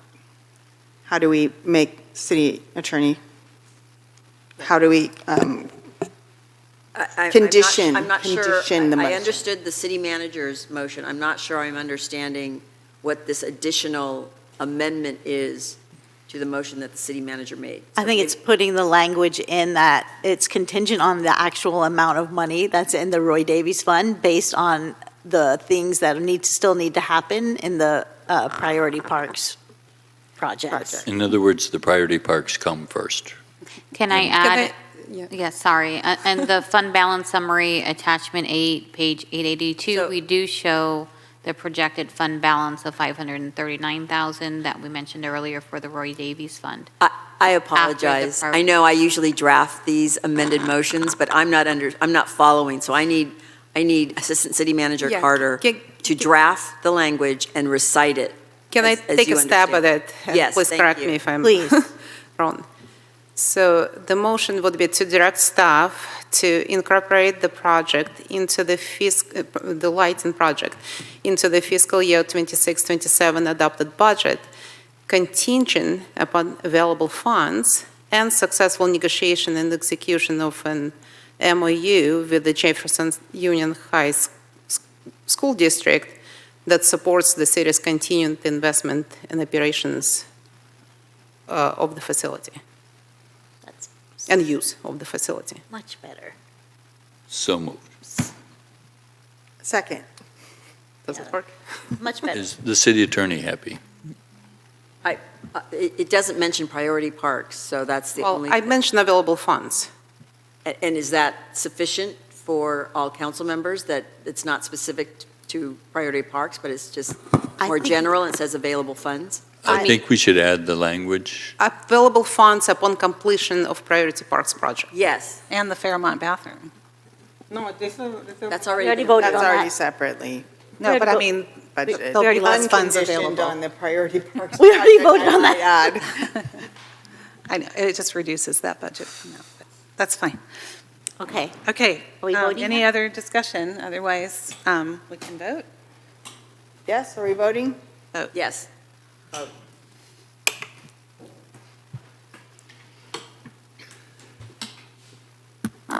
With the motion as made by Vice Mayor Wright, as stated by Assistant City Manager Carter, seconded by Council Member Beckmeyer, the vote passes 4-1. Could you stop right there?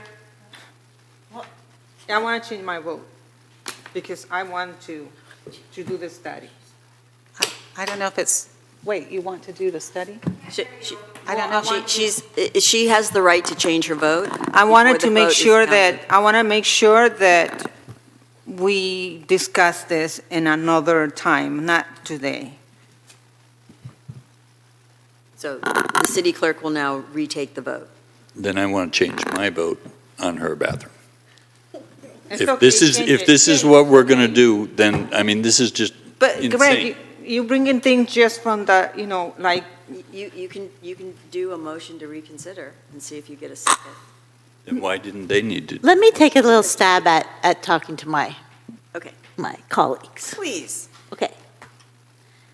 So this is how I see it. Because we are putting the language in that says the money has to be, it's contingent on the completion of the priority parks projects, right? That, I think, is very important language. It was very important language for me in order to change my mind to vote yes, because I was concerned about that piece, and I was also concerned about the conversations that we're going to be having with Jefferson Union High School District. The motion and the vote allows us, as an ad hoc committee, to have those conversations with the high school district openly, so that we're not saying, well, we already voted on this money and you have to agree on it, right? So it's really contingent on all of these things. So I feel like the discussion, and we can have more discussion right now about it, and I think it's worth having more discussion about it right now. But I will say that I was not going to vote for it because I was so concerned about the conversations with my high school district, right? But I do feel that the language is broad enough to make sure that everything is in place first. So make sure that the parks are taken care of through the Priority Parks Project, make sure that the conversations happen with Jefferson Union High School District and that there's enough money in the funds, and then people can play tennis. and we can go back to it. I feel that we also want the community input. I think this is not the time, okay? We did get community input, if you saw all of the public comments. We got about A 10. lot. We got about 10 letters. It was a lot more than 10. Yeah. Well, that's what I saw. But let me just finish. Don't be angry, though. We don't need to be angry about this. And there was guys. one public comment today.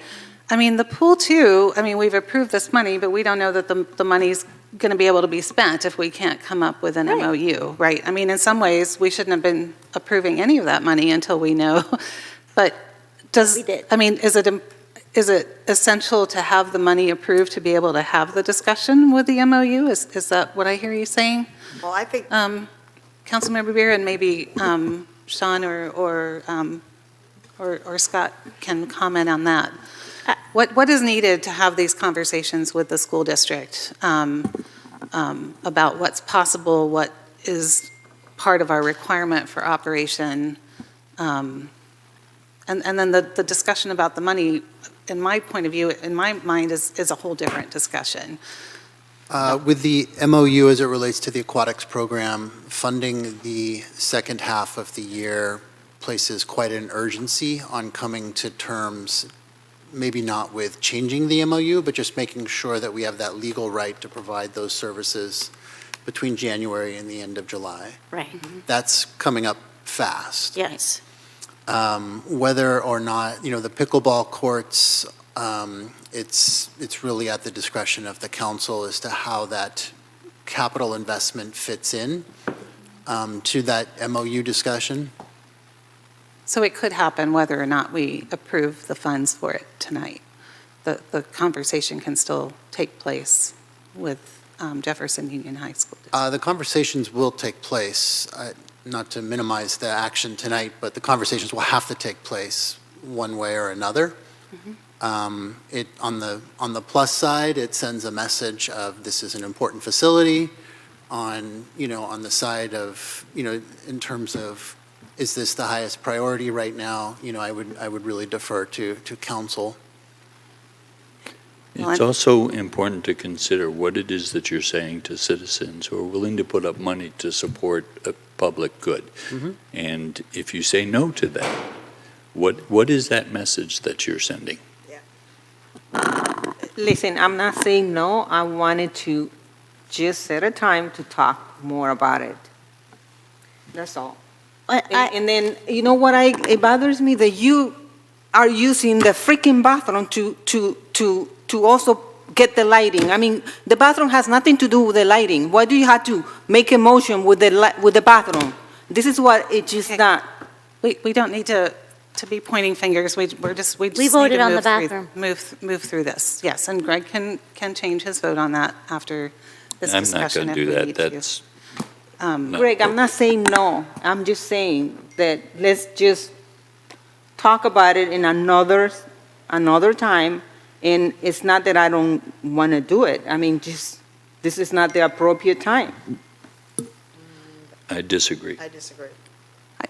Kind of is the appropriate. Well, we haven't looked at our whole CIP and what other parks projects are on there that nobody happens to be complaining about right now, right?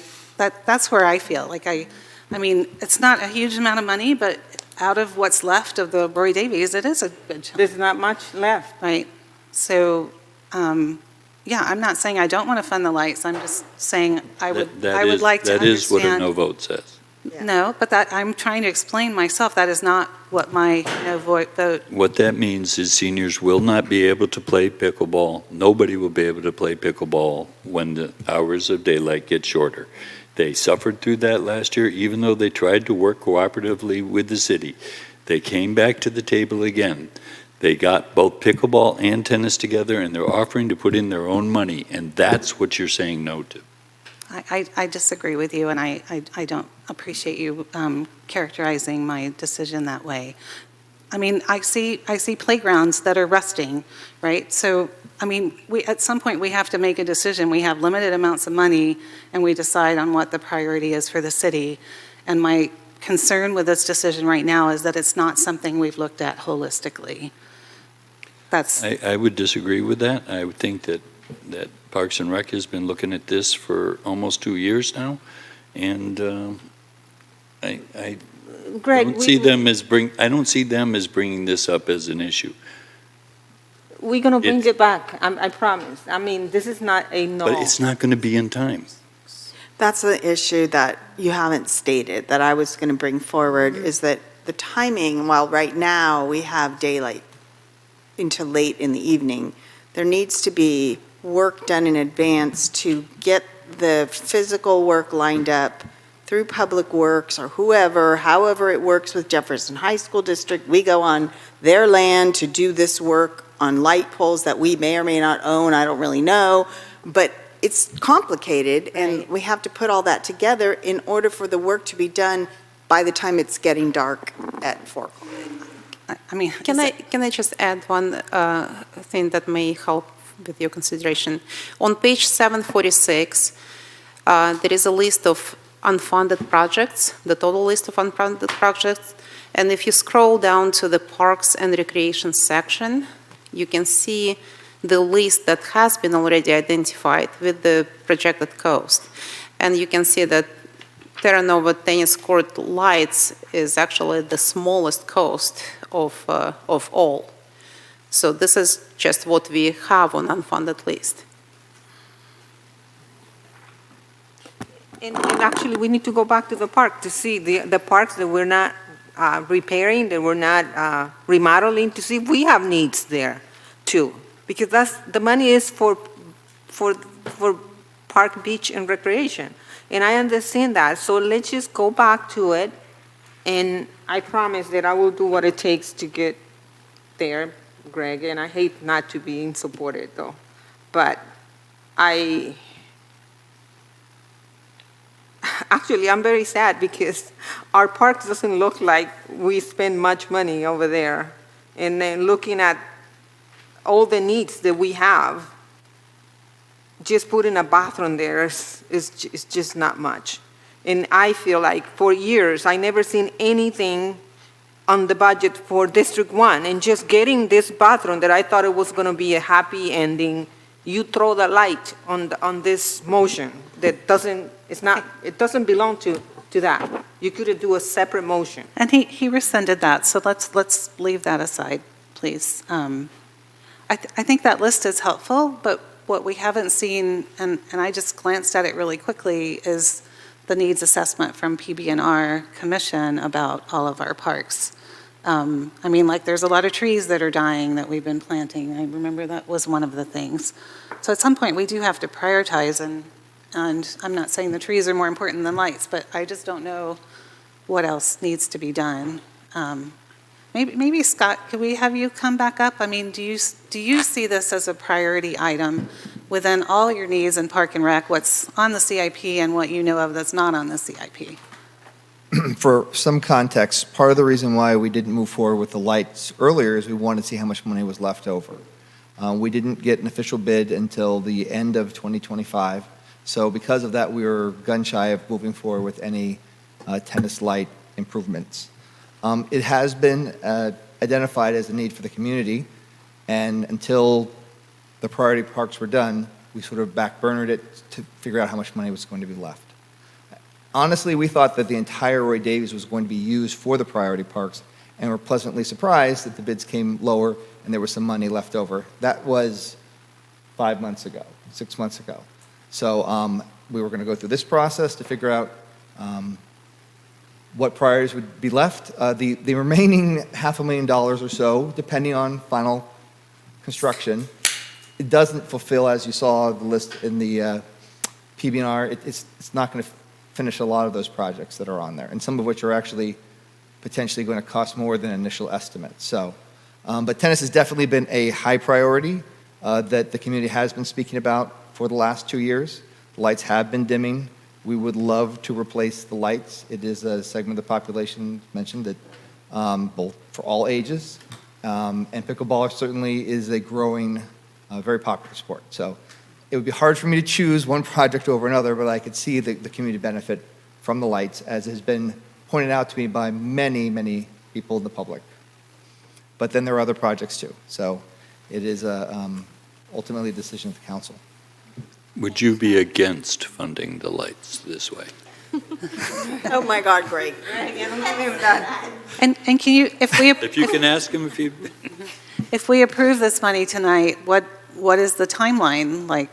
Yeah, to actually As get I it see it done? folding out, we'd have to finish the priority parks, which honestly is probably going to take, final payment is probably 6 months away, I'm guessing at least, and probably longer than that. I'd have to ask engineering. Additionally, we do have to get the MOU or JPA finished, which I have no idea how long it'll take. I assume we're going to do a short-term 6-month extension, and during the course of the next 7 or 8 months, probably, or hopefully earlier, finalizing a long-term MOU or JPA with the district. Okay. But at this time, that is not in place. So what I hear you say is there's no way those lights are going to be on by the time it's dark, right? If we can't start anything until the priority parks projects are complete. If we follow that timeline, then no. And my recommendation would be to find out how that construction goes, and those parks are going to be worked on at least until September, maybe a little later. Mhm. Okay, thank you. That was super helpful.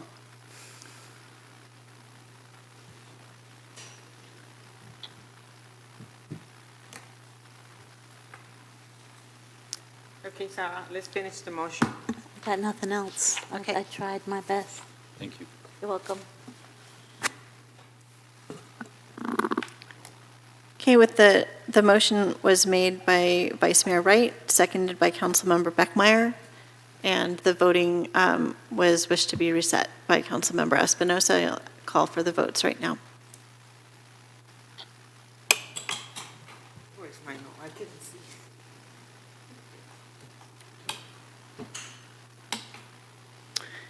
With the motion made by Vice Mayor Wright, seconded by Councilmember Beckmeyer, the motion passes 4-1 with Councilmember Espinosa opposed.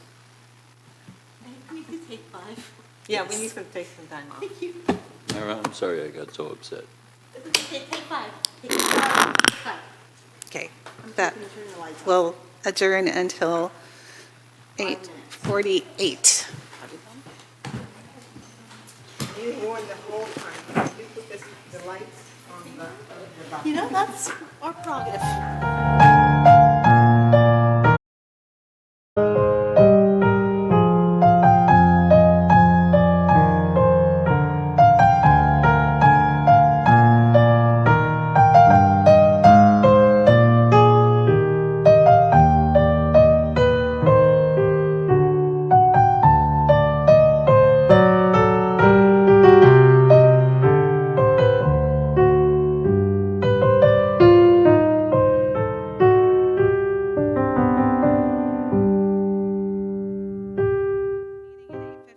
Sorry, a little longer than 5 minutes, and thanks for bearing with us. We got a little heated. There's so little money that we have any decision power over, and there's so many needs in the city, and it's hard.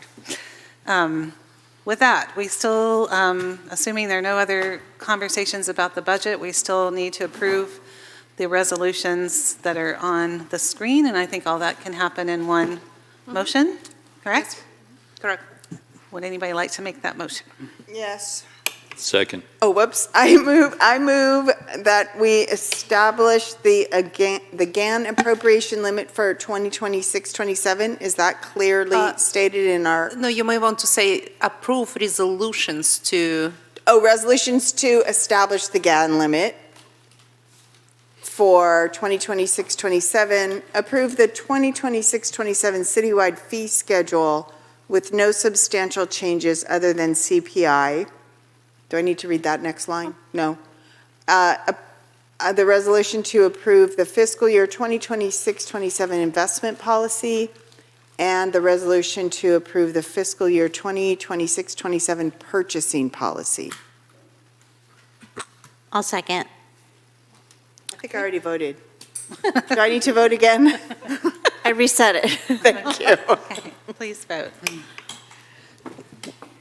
Okay, with the motions as stated by Councilmember Beckmeyer and seconded by Councilmember Beer, the motions pass unanimously. Thank you, staff. Okay, that brings us to agenda item 12, consideration of appointing city council ad hoc subcommittees for, one, collaboration with Jefferson Union High School District on possible options to continue the joint use of the Jean E. Brink Pool at Oceana High School, and maybe I'll add, and Terra Nova tennis courts, and two, the temporary safe parking program. City Manager Charpentier, to lead off that conversation. I don't have too much to add. I think these are two important subcommittees, as the recent conversation indicated, to address these two issues that require council leadership, council filtering, and collaboration with the Jefferson School District, as well as PRC and other partners. In drafting this, I did draft the TSPP a little narrowly, and I think it would warrant perhaps in that appointment that council note that this is for both the TSPP and also associated housing items, because it is a broader topic. Thank you. And the request is to have two ad hoc committees, one for the Jefferson High School unit, to collaborate with the Jefferson High School District for the pool, and of course the tennis courts, and that would be two council members, and then another ad hoc committee on TSPP and associated housing items, and that would also be two council members. Do we have to take public comment? Yes, but are there any other questions or comments? I guess my other question on the TSPP is also its tie-in to vehicle habitation and, as we heard from some public members. So is that what you're referring to, It's Sean, when you say associated housing items? It is, but both of these have very time-sensitive aspects as well, as the MOU with the school has some time-sensitive elements, and the TSPP, the budget that was just approved included 2 months, but that means that is going to be the upfront focus. 2 And months. so I think the question for the council is, the title of the ad hoc isn't as important as the discussion among the council members on what is the purpose and the scope of the limited ad hoc. Now, remember, ad hocs like this can only survive or be in existence for approximately 12 months. So this is not going to be a standing committee. It's going to be a limited purpose. So once the council discusses what they want this committee to entail, or its purpose, or its charge, then we can pick a name. The name isn't as important now as it will be after the council deliberates on the scope and purpose of the ad hoc. And is it okay to keep it broad, like we talked about here? Well, if it's too broad, then it does have to have a limited purpose. Okay. So it cannot be something that is general, like you couldn't have a budget committee, right? That's too broad, and that could last the whole year and encompass every department in the city. So it does have to have a limited purpose, so we do need to focus it, but as the city manager said, you could expand the name to include, if your purpose and scope were going to be all unhoused issues, it would be the TSPP and unhoused ad hoc subcommittee. Kristen, is it okay if that's good? Are there Brown Act considerations in regards to any other existing ad hoc committees in the formation of this committee? No, because there is no limited purpose ad hoc committee that is similar, that I'm aware of. Now, if council is aware of other ad hocs, or the city clerk is aware of other ad hocs, that could be overlapping duties, but once again, we haven't really discussed what the topic is. I really think we need to figure out what the council wants this limited purpose to be. Certainly, if you have a duplicate, then that would be a Brown Act concern, but I'm not aware of any other unhoused or safe parking ad hocs. So this isn't a broad ad hoc that is going to be talking about a lot of issues. I'm assuming that it's going to be focused on the temporary safe parking program or unhoused housing issues. If you want to expand it, well, then the council can deliberate on it, and then we will determine whether or not the scope that you are deliberating on is limited enough. But I can't answer these questions in a vacuum. I just wanted to raise it as a concern to make sure we don't stray into potentially shaky ground. Yes, I agree. Okay, and I think we're not going to deliberate until we've taken public comments. Or are there any other questions before I open things up for public comment?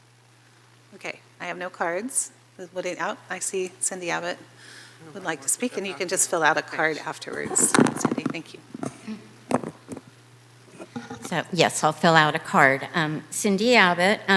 So I am looking at the agenda, and I just want to make sure after the conversation we just had that we don't lose sight of the thousands of aquatic users who have used the pool on a regular basis, who sent in 100 pages of letters, and who also made comments last time. And so the agenda item is to collaborate with the Jefferson Union High School District on possible options to continue the joint use of the Jean E. Brink pool. So I just want to make sure that that's clear, that that's what this ad hoc committee is talking about, is the aquatic program and the use of the pool, as it says in the agenda. So thank you. Okay, thank you. So I don't see anyone else here. Are there any hands online? Okay. Thank you. We'll close public comment. So maybe we take these separately? Should we? Yes. Start with, should we Yes. start with the Jefferson Union High School District scope? The scope? Yeah. Yeah, maybe if we had an explanation about how the MOU is one and the same, that both conversations will be taking, I mean, maybe it needs to be clear to the community that the MOU is one and the same. The pool and the tennis courts. I think that's I think right. that's what I heard. but That is get correct. clarification. I That don't is think correct. it's limited just to that necessarily either. I'm not sure, but Is our whole MOU with the high school district up for renewal, or is it just the language around the pool? It's the MOU for the pool and the tennis courts. only those two items. I Here comes Scott. believe that's the case. Sorry, the question is what the MOU, so there's actually there's two documents. One is our joint powers agreement that is 49 and a half years old, and the other is an MOU which we've updated periodically based on, new factors that come in the world. So the MOU really dictates a lot of the language around the tennis courts. But the JPA is mostly about the pool with some other language. It's kind of older, needs to be updated in general. The MOU includes the pool in how much we currently pay and would pay in the future. Includes access to the tennis courts and our obligations to repair tennis courts in the event that they become damaged or need to be replaced. And there's some language about usage of school grounds, which we have access to them, but we have to pay to use them, sort of first choice on them. So it does encompass all of that. We did have discussions, very preliminary discussions with the staff at the Jefferson Union High School District, who stated they would prefer to continue our partnership, of course, but that if need be, individual elements could be brought into separate MOUs if necessary, or in a combined, continued MOU. There's flexibility in how we'd move forward. Thank you.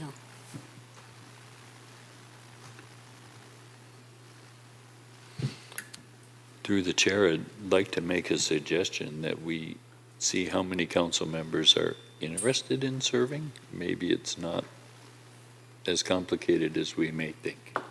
I'm happy to serve. Like Good, because I was going to suggest that. Yeah. Thank you, Mary. Welcome.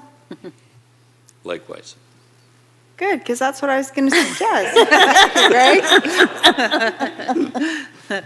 I'm supportive of that, too. I mean, you've got such great connections working at the school now and with the board, and then, I mean, this could continue beyond December, right? I mean, I guess the MOU for the pool needs to be decided before or is this just a limited term until December? If your ad hoc subcommittee is made up of a council member who is terming out, then then the ad hoc will term out.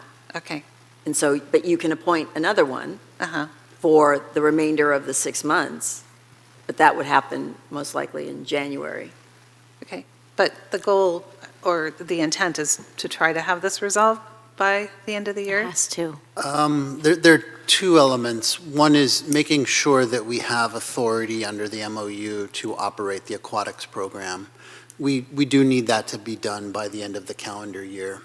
Then there is a second, larger, more comprehensive conversation and goal about what does that relationship look like going forward, and is that sustainable in the eyes of either party? Right. And I think that conversation, I don't mean to limit us, but will probably extend into the next calendar year. Okay. But we do need certainty about the use of the pool for the aquatics center between January and July, and that would hopefully happen fairly quickly Okay. as people make plans, and we don't want to insert uncertainty into that. Uh-huh. And then within that, of course, will be the tennis courts discussion. And the tennis courts might bring up other issues like maintenance of the courts and what our responsibility is beyond the lights, I assume. They might. I think in that latter part of the conversation is going to be discussion and analysis of sort of what the available funding is, what the resources are, what are the needs, and can we accommodate that related to the earlier budget conversation.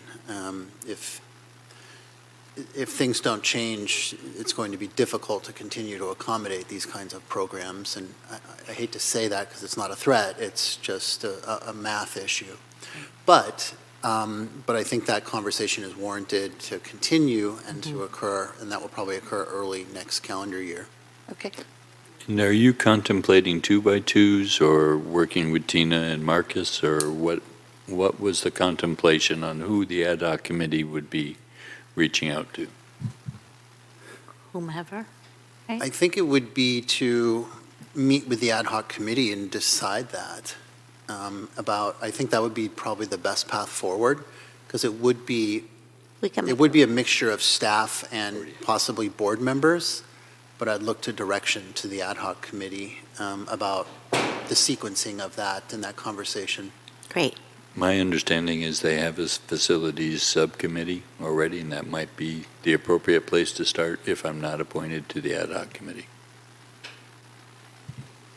Okay. Is there anyone else who would like to serve on this committee? Maybe Greg and I. Oh, are you serving or not? Oh, I offered. Okay, so you and me then?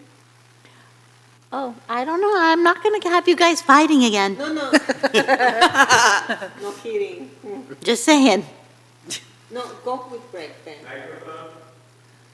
Oh, yeah. Thank you. Thank you. Okay, so you don't feel like you need to put your name in for that Well, position? Mary and Greg, isn't it? Did they both, or do they need We have to vote, but yeah, they've both offered their names. I I'm think good it's with a that. good energy combination. So, Yes, I so think before a vote, I would like the council to get more clarity on what is the scope and purpose of this ad hoc. And then there can be just one motion that will include the purpose and scope and the members of the ad hoc. I feel like I it was thought John just. said it pretty Yeah, clearly. I feel like he just said it pretty clearly, too. Okay, Yeah. Can you reiterate? yes. That'd be great. So the purpose of the ad hoc is to guide discussions with the Jefferson Union High School District around around the MOU and the JPA related to the Gene Brink pool and its use for our aquatics program and our joint use of the tennis courts for our tennis program. What about the other piece that Scott made reference to, in terms of use of school grounds as part of the JPA? I think we could just say in all relevant components of the JPA. Right. I mean, I It's think. an older document, so there I may just be- want to make sure What that we this, included what the this whole ad scope. hoc, what the limited purpose of this ad hoc would be to negotiate everything related to the JPA and the MOU. Yeah. Whatever that entails. Thank you. So I move. Do I do it? Somebody else want to? No. I nominate Mary and Greg to the ad hoc for the limited purpose of guiding discussion with Jefferson High School District regarding the MOU and JPA around joint use of the pool, tennis courts, and other facilities. I'll second And that. anything else that I left off that No, Sean said. you just need to say the JPA and the MOU, really. Is that a motion? That is There's a motion? Second.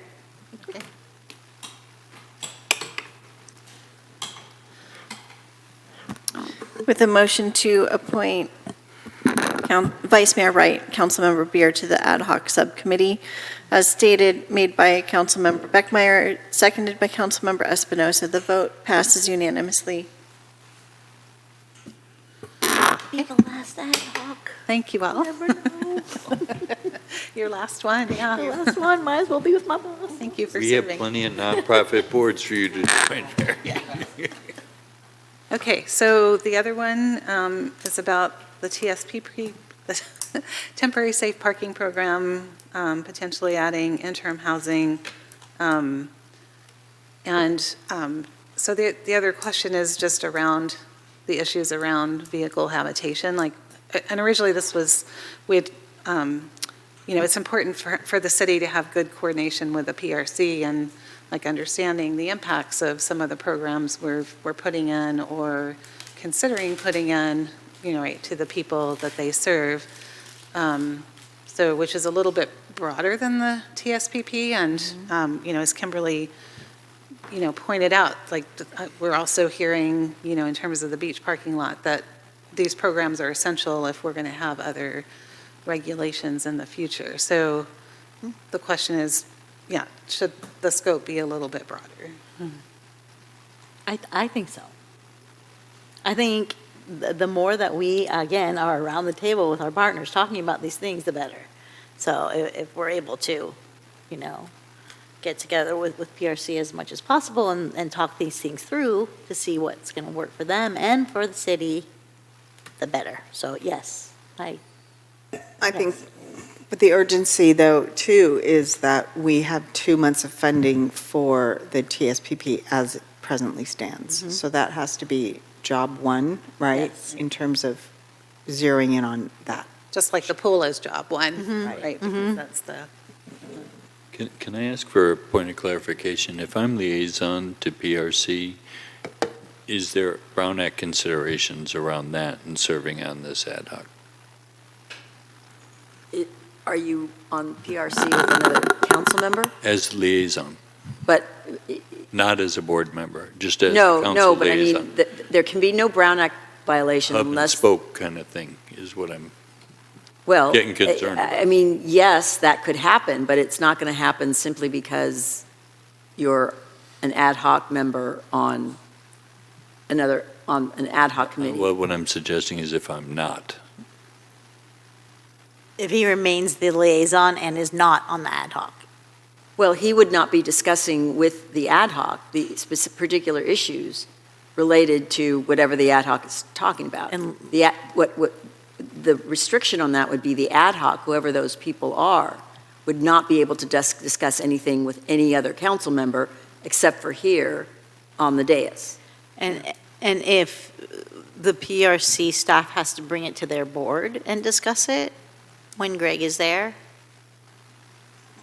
I don't know if that is something that could happen. Is that what you mean? That's what my concern Yeah. is. I Well, just but want to make sure that I have advice from Brown- city council if- that I'm not committing a Brown Act Yeah. violation. A If I'm Brown not Act on it, violation or could if I'm on it. could occur if there are a majority of council members who have deliberated. So if during that discussion, board members were saying, council member so-and-so said this, and council member so-and-so said that, and you're hearing that, that is a Brown Act violation. So I would say that if there are meetings where the PRC is discussing the particulars of the results of this ad hoc, then you might not want to attend and maybe have your alternate attend in your place.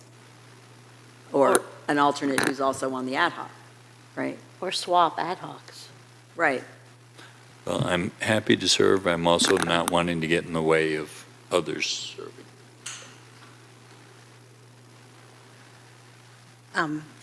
Well, I'd very much like to be on this ad hoc committee. I think we still need to define the text and the scope, but I've been doing a lot of work and speaking with Anita and some other cities and county representatives. I agree. Trying to find money, already.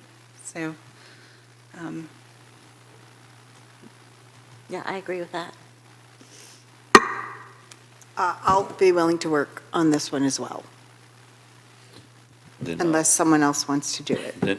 Then I'll step back from that in order to allow you two to serve because of other Brown Act considerations. What do you mean, step back from what? Step back from what? Being willing to serve. Oh. Okay. and I think I am the alternate to the PRC, so if something is coming up, then I can Then you attend can that be meeting in your Oh, nice. presence. Perfect. Right, Perfect. Look at that. work that out. Okay, but now the But text. nobody checked in with Myra. Yeah. No, I'm good. I did. Yes, I'm good. I'm going to be. Don't worry, you're going to have lots of opportunities coming up December. I know. I moved to appoint Sue Beckmeyer and Christine Bowles to the PRC ad hoc. Second. Well, Is that the name? We of still, the- we, I think we still need Yeah, a we- name. we and need- sorry. We need to discuss the limited purpose and name. Purpose and scope, as discussed. Um, Go ahead, Christine. yeah, I don't have it all worked up, but go ahead, you want to take a stab? I could start with one. Ad hoc committee to advise council on TSPP and related housing issues for the unhoused population in collaboration with PRC.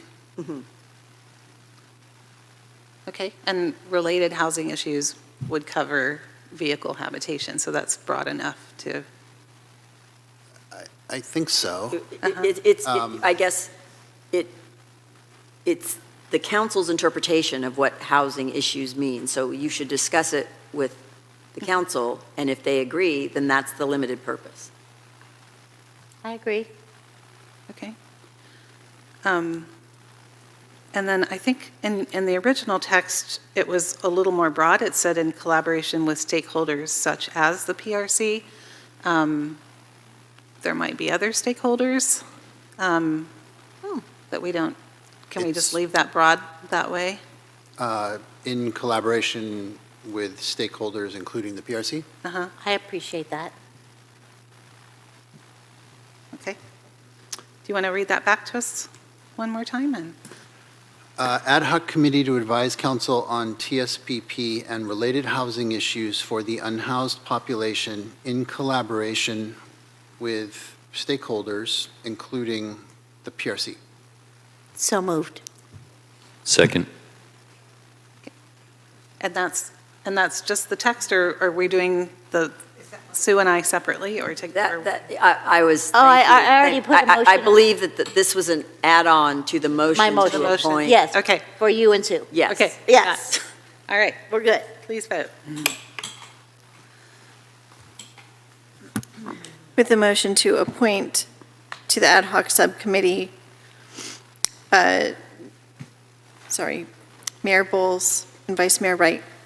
The motion made by Councilmember Beer. Wait, what? No. No, Sue Beckmeyer. I'm sorry. To appoint Sarah. Mayor Bowles and Councilmember Beckmeyer to the ad hoc subcommittee as stated by City Manager Charpentier. The motion was made by Councilmember Beer, seconded by Vice Mayor Wright. The vote passes unanimously. Okay, great. Thank you very much. Okay, that brings us to our last item, the adoption of a technology disruption policy for council meetings pursuant to Senate Bill SB 707. And I believe City Clerk Coffey, you're presenting the staff report?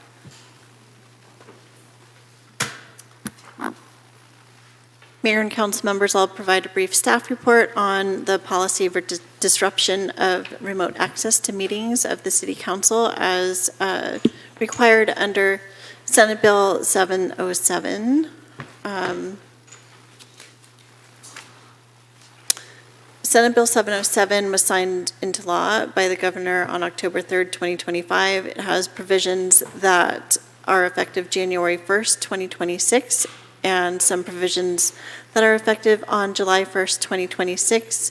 The highlights of those amendments were provided in the staff report. This item and presentation will focus on the provisions that are required effective July 1st, 2026 regarding adoption of a remote access disruption policy for City Council meetings. The requirements established under Senate Bill 707, effective July 1st, 2026, defines an eligible legislative body, which would apply to a city council. And a city council, as an eligible legislative body, would qualify if the city has a population of at least 30,000 people, or if the city, no matter what size, is located in a county with population of at least 600,000 people. The city of Pacifica qualifies with a population of over 30,000. The Senate Bill 707 requires the city to offer remote public attendance and comment for city council meetings under effective July 1st, 2026. The council is already offering this with the remote hybrid meetings, offering in-person and meetings via Zoom. We typically offer those for regular council meetings and most special council meetings. However, effective July 1st, this will be a requirement. So any study sessions that are held, such as the annual goal-setting meeting, and any, workshops would be required to have this remote access component as well. It also requires adopting a policy for handling any disruptions to the remote access for the open public city council meetings. So for that basically means if Zoom goes down, then we need to have a policy to handle that disruption. Pacifica has generally provided remote public attendance and comment via the Zoom platform for regular council meetings and also for planning commission meetings in hybrid format since resuming in-person meetings following COVID-19. There was a short period of time where we went back to in-person only meetings after there was some significant Zoom bombings, and cities were looking to address how to handle that. And then the city went back to having the hybrid meetings for city council and commission meetings following that. So as I mentioned, SB 707 makes the remote hybrid meetings mandatory for city council. And it applies to study sessions, workshops, off-site meetings for city council. So this would also apply to any special city council meetings, for instance, for the interviews with applicants for committees and commissions would need to be on Zoom, as well as the in-person component.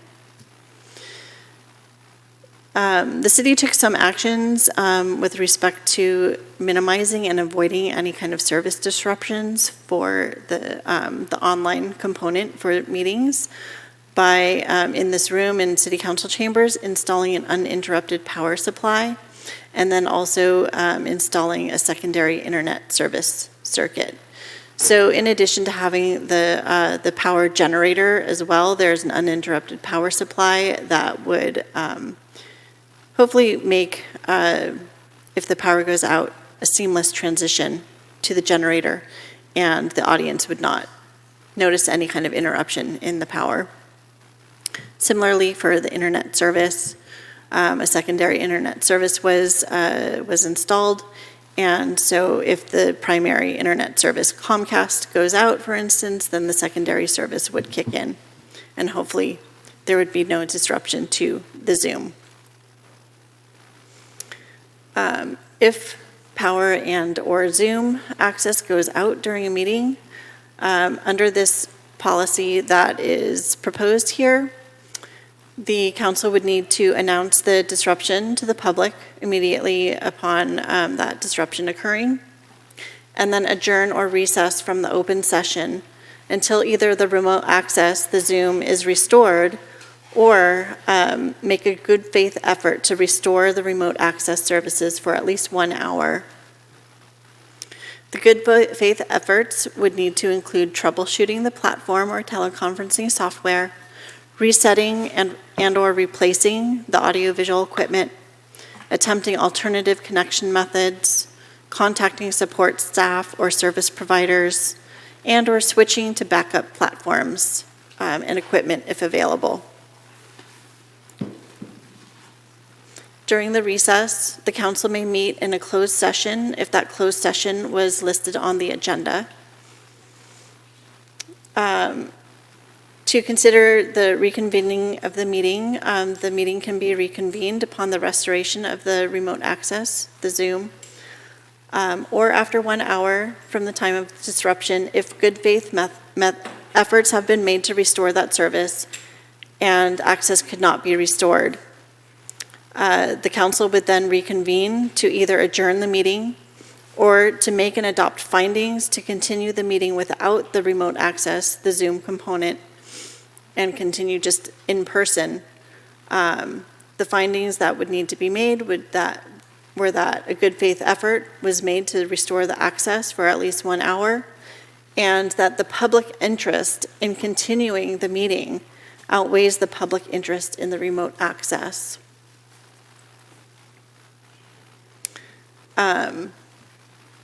The motion for approval tonight is to adopt a resolution entitled the Resolution of the City Council adopting the policy for disruption of remote access during the public open meetings of City Council consistent with SB 707, proposed as Administrative Policy Number 5.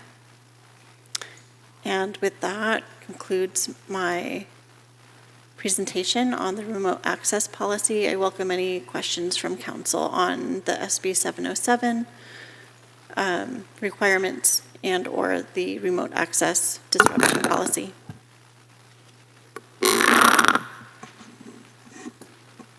Yeah, go ahead, Greg. First, I want to say thank you to Mayor Bowles for getting us to have those owls. Boy, are they going to come in handy now. But do we have to record the committees and commissions since now we need to have them public accessible? This requirement does not include the committees and commissions, so the committees and commissions can continue just the in-person meetings without the remote access component. This, the SB 707 requirement is for remote access provisions is required just of the eligible legislative body, which is the City Council. And doesn't apply to Planning Commission? No. It does not apply to Planning Commission. And at this time, the city is not proposing any changes to how we are conducting Planning Commission meetings with the in-person and the Zoom component. And just to help me understand better, I assume the definition of seamless means that if we lose power and it takes a couple seconds for the generator to kick on, that's considered seamless. The uninterrupted power supply, in what I've been told from our IT manager, is that the uninterrupted power supply would make it so that there's no interruption in the Zoom. From losing power from the grid to going to the generator power, so that the lights in the room, basically, and the Zoom would stay on during that process. That's the purpose of the uninterrupted power supply, as was understood to me. I was just stating from my experience, it takes a second for generators to Right. kick on. And Right. I just wanted to make sure that the word seamless had a little bit of flexibility in it. Well, Right, and that's over. If the meeting cannot be viewed remotely, then the meeting has to stop. So if there is no stoppage, which is what seamless would have to mean in remote participants participating in the meeting, then the meeting could go on.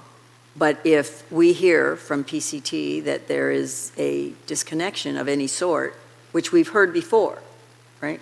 Any sort, if that notice comes, we must recess the meeting. And let me ask one more stupid question, but somebody hits a telephone pole and knocks down the cable wire to a small section of the city, and we are unaware of it, are we in violation of this order? Well, if we're not aware of it, then it's a technical violation, but, we didn't do it intentionally, so I don't know what the ramifications would be, but there's no way to prevent that, so. Councilmember Bachmeyer?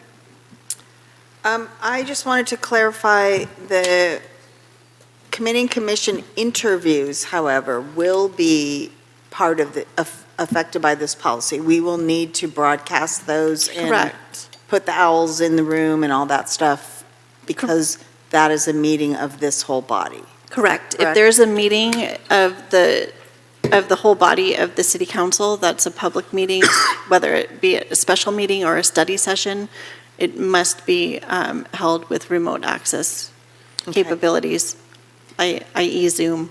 So there are, that may pose, some consideration by council on how council would like to conduct those interviews going forward. And just as a reminder, when we were during COVID, we did do the interviews via Zoom meeting, so it is possible. Some cities conduct interviews not with the entire council, but with a subset of the council, and then bring, the recommendations from the subset of the council forward to the full council. So there are other options to conducting interviews for applicants that may or may not involve the full council, but if it does involve at least a quorum of the council, majority, then that would be an open public meeting. There's very constrained and defined purposes that allow for council to meet in closed session, and interviews of applicants for committees and commissions does not fall within the closed session parameters. I had one other question. So with regard to language interpretation assistance, I understand that Pacifica does not meet the threshold in any one particular language to require translation of our agendas on a regular basis. However, there is, it looks like, an opportunity if members of the public need translation services that they contact you, your office, Sarah, is that correct? The city clerk's office to arrange for that? So I think what you're describing are two separate components of the SB 707. One of the components is a requirement to translate the agenda, which is just the agenda outline, not the full packet, into languages where at least 20% of the population speaks a language other than English, and they speak English less than very well for ages 5 and up. In the analysis from the American Community Survey data, which is based on the census for Pacifica, the highest percentage of other language speakers for Pacifica is 7.9% Spanish. So it doesn't raise to that threshold of 20%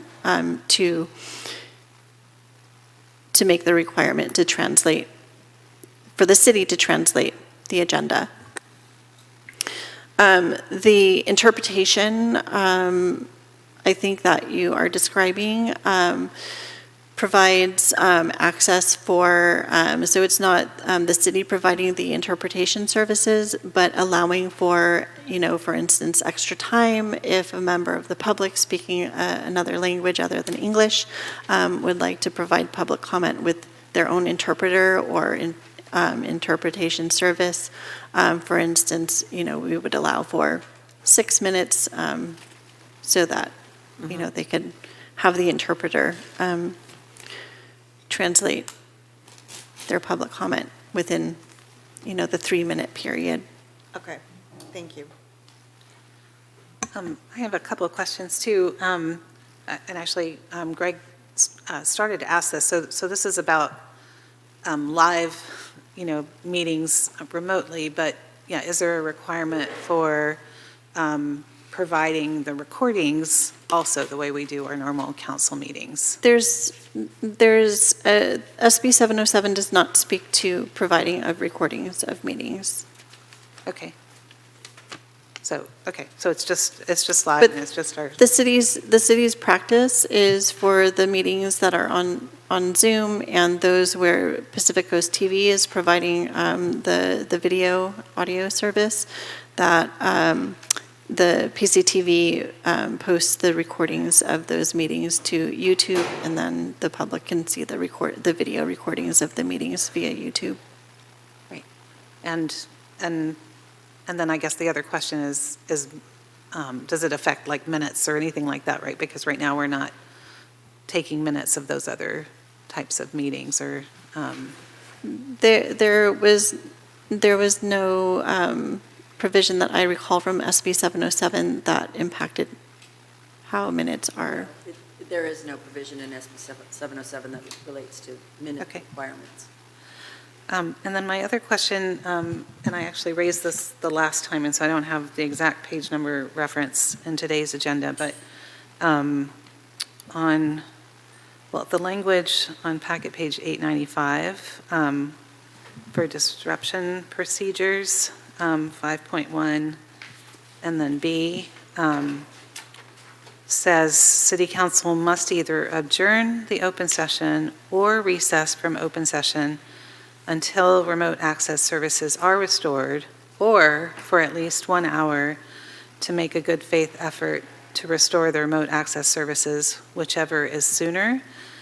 And when I read the detailed text of the law, I read that you had to recess for an hour, and the answer I got last time from staff, and I'll just read it, said, yes, that's correct. Government Code Section 54953.4 IB states, if a disruption or telephonic or internet service that prevents members of the public from attending or observing the meeting via the two-way telephonic service or two-way audiovisual platform occurs during the meeting, the eligible legislative body shall recess the open session of the meeting for at least 1 hour and make a good faith effort to restore the service.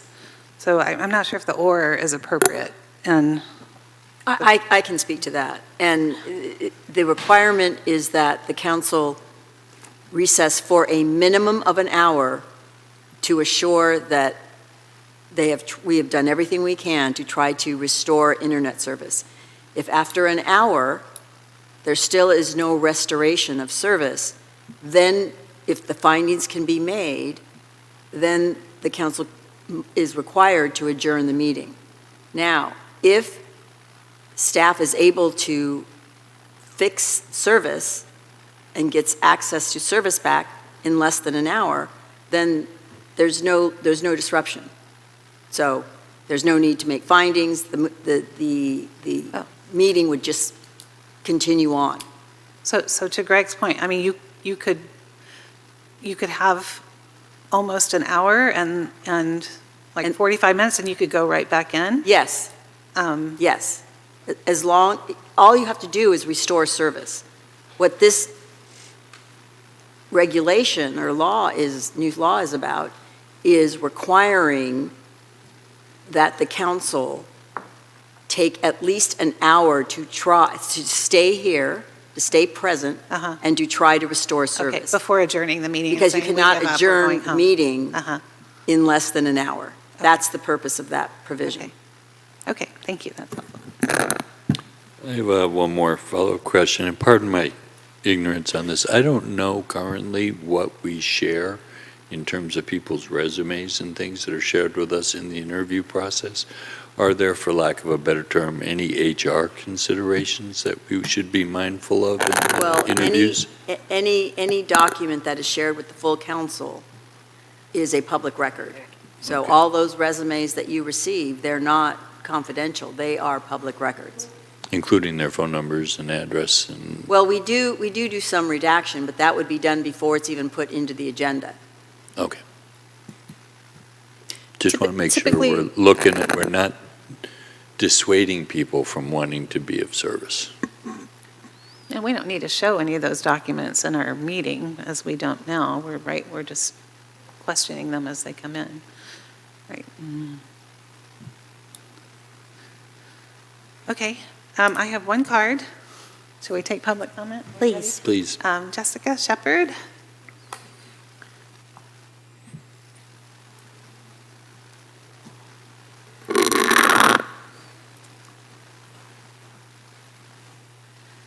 Hello. It's just very brief, which is to say that obviously I would really appreciate you guys maintaining this accessibility, not just because it's somewhat legally required, but also because accessibility is important, just generally for these meetings. If you're sick, if you are disabled, if you are unable to attend for whatever reason, it's very important that the greater public have accessibility to this meeting.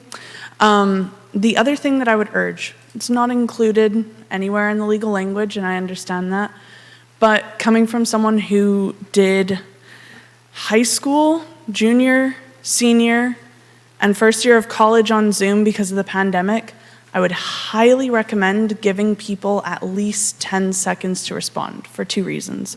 First, when you ask for public comment, there's naturally going to be a slight lag, and depending on people's internet connections, that could also play into it.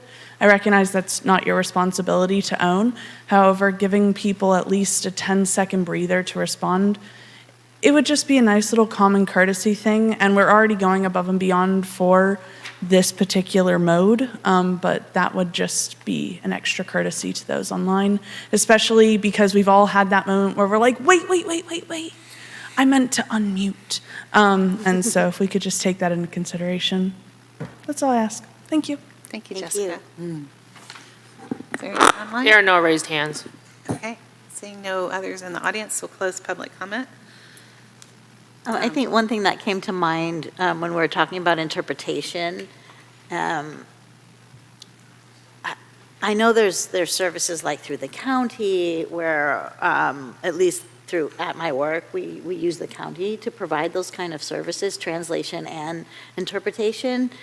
I don't know what the costs are or anything, but it seems to me that it would be good to have something available, and it's probably a whole nother discussion because it's probably a budgetary discussion, but at some point it would be good to have that discussion about at least have something available, even though it's like 7% of Pacifica speak Spanish, right? Well, that doesn't mean that they're not going to call in, right? And maybe folks would call in if it was in a threshold language, so just something to think about.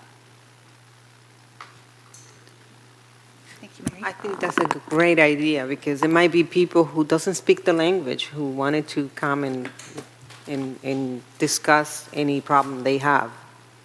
Right. Is there any way, like just in our agenda packet where you like on the very first page where you talk about commenting, that we can just Yes. ask the question, like if you need language assistance, reach out to so-and-so, right? There is language that the city clerk can put into the agenda. If the council has other ideas, there are a lot of cities that are changing some of their agenda language for SB 707. So if the council has desires to do that, Yeah. you should make those And recommendations. even if we're to the just city saying, clerk. we're not paying for it, but here it's an option, or, bring a friend or whatever, just to let them know that something is possible and we can try to work around it. I think that would be great. Yeah, thank you. I would be very pleasantly surprised to see it in our next agenda. Yeah. The other, actually, I emailed Sarah today because I had a constituent of mine who's hard of hearing say, I can't come to your council meetings because I can't hear anything. And she was telling me that we have assisted listening devices. Well, I didn't know that. So that might be another nice thing to put, in that cover sheet. If you need that, that's available. Jack used to use it. Oh, yeah, okay. Yeah. Yeah, whatever we can do to make our meetings more open to everyone participating. We just like to talk about Jack. Mayor Bowles, there's currently language in the agenda that offers, it's at the end of the agenda, there's a notation about contacting the city. I think it's within 48 hours or to request assistance. When you say the end of the agenda, meaning What page? like the very last page of every agenda, or? Like page 4.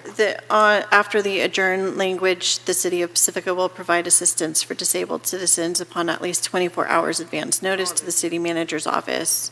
I think we should put that on the first page and not the last page, not expect people to have to scroll all the way through to find that.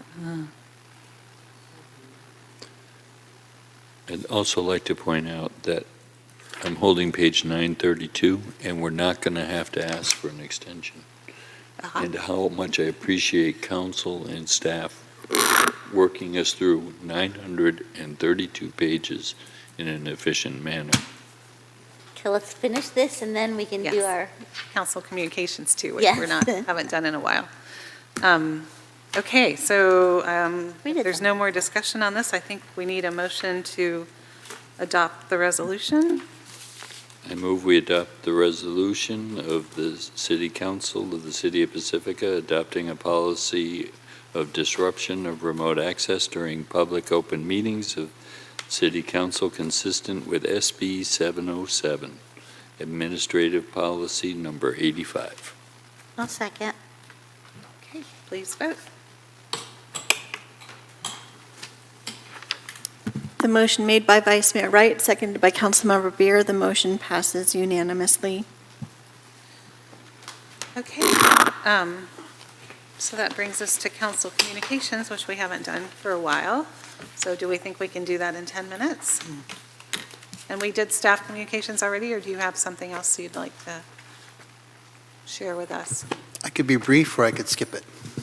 Okay. Okay, well, we'll see how we go. Who's ready to go? I'm ready to go. Go, Mary, go. Okay, I'm passing you some flyers here because Hope, Healing, Overdose Prevention and Education is having a handmade Hope Craft Fair on Saturday, July 11th from 11 to 3 at Good Shepherd Gym, which is on Oceana Boulevard. It's super fun. Please come and check out all the crafts and support Hope. Yeah, so there's that.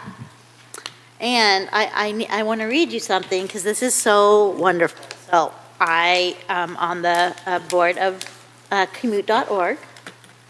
And as part of our agenda this past week, we had a very special person from our community, and I'm going to read the whole thing, sorry, but I'm going to anyway, who was honored at commute.org. So I'm going to go ahead and read it. As part of the Bay Area's celebration of National Bike Month in May, nominations were solicited for San Mateo County's Bike Champion of the Year by Silicon Valley's Bicycle Coalition. Cherie Chan, a Pacifica resident, was chosen to receive the award for 2026. Cherie was recognized for her award during the presentation. Cherie has been a leader for better biking in Pacifica. Her involvement started with the Cabrillo School PTO board, where she motivated the school to pursue safe routes to school funding from the San Mateo County Office of Education. This grant helped the Cabrillo School install a bike rack and implement a quick build solution that added new paint and bollards around the school, creating a safer environment for student biking. She serves as the City of Pacifica's Park, Beach, and Recreation Commission and on the Bicycle and Pedestrian Subcommittee.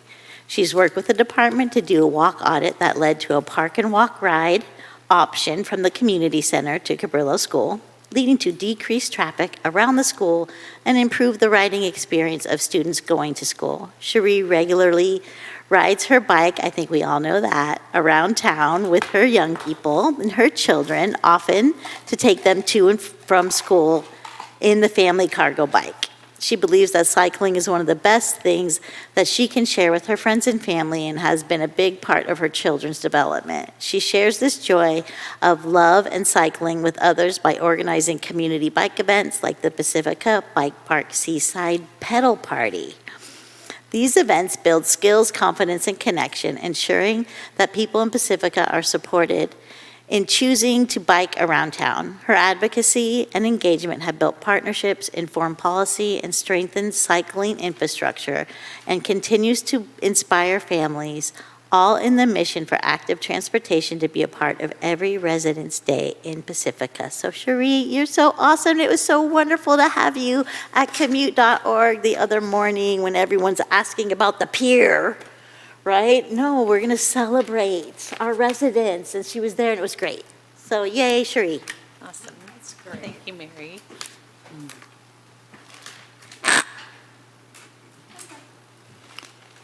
I'm too tired.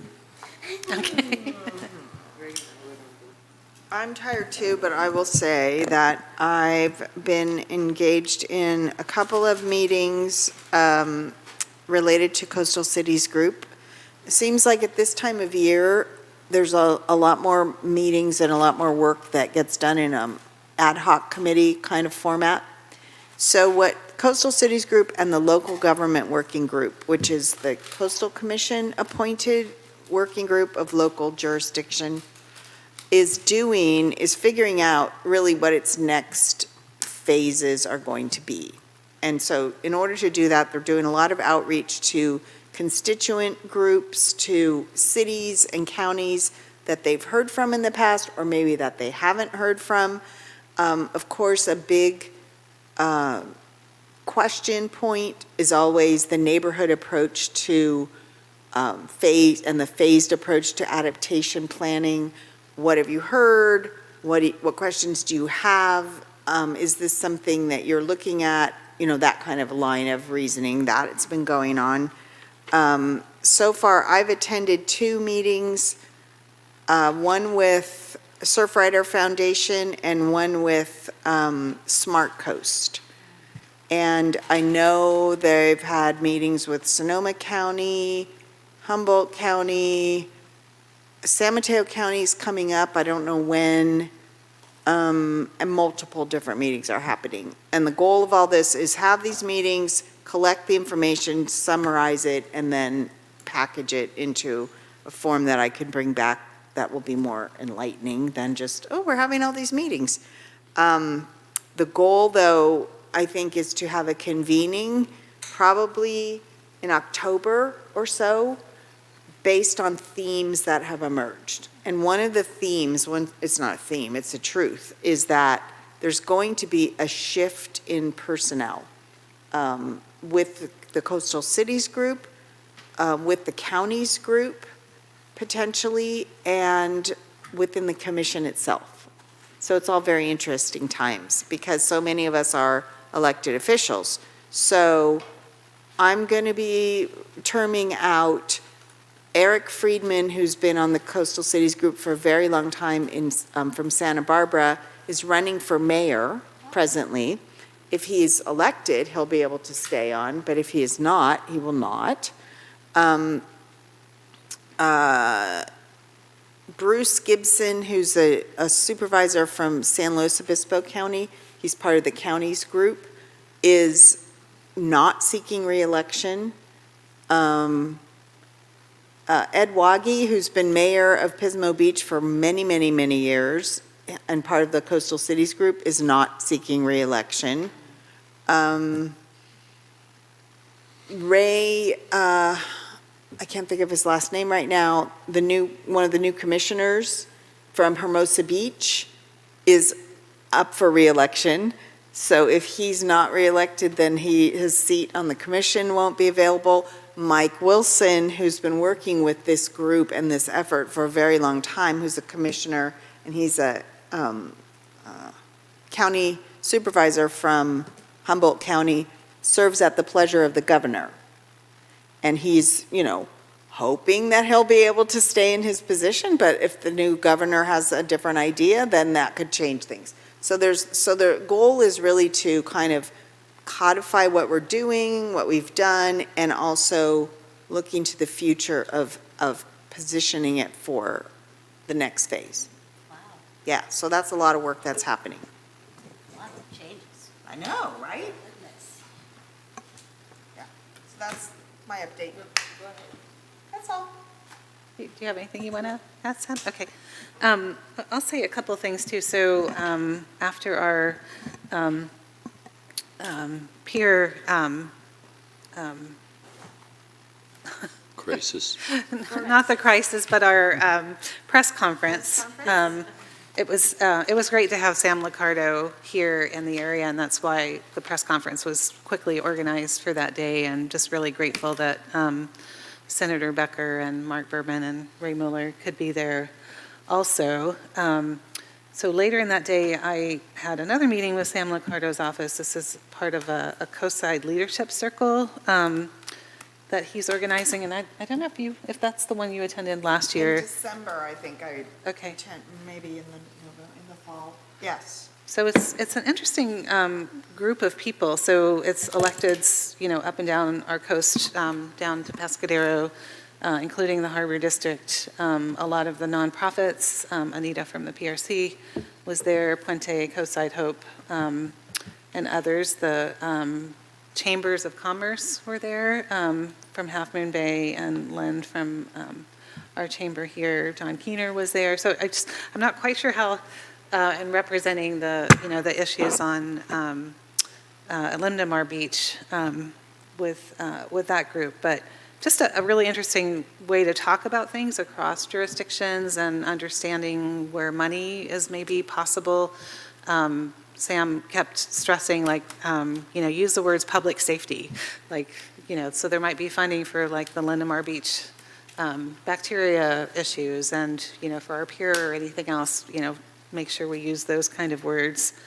And then their appropriations, they don't typically fund ongoing projects, but it's one-time funding. So we bent to Zier about, potential long-term project for the PRC, and how do we get in line for that, because it can take a year and a half, right, to get funding for a project that, is proposed and then has to go to the legislature, and by the time the money comes. But so anyway, good to keep all those on our radar.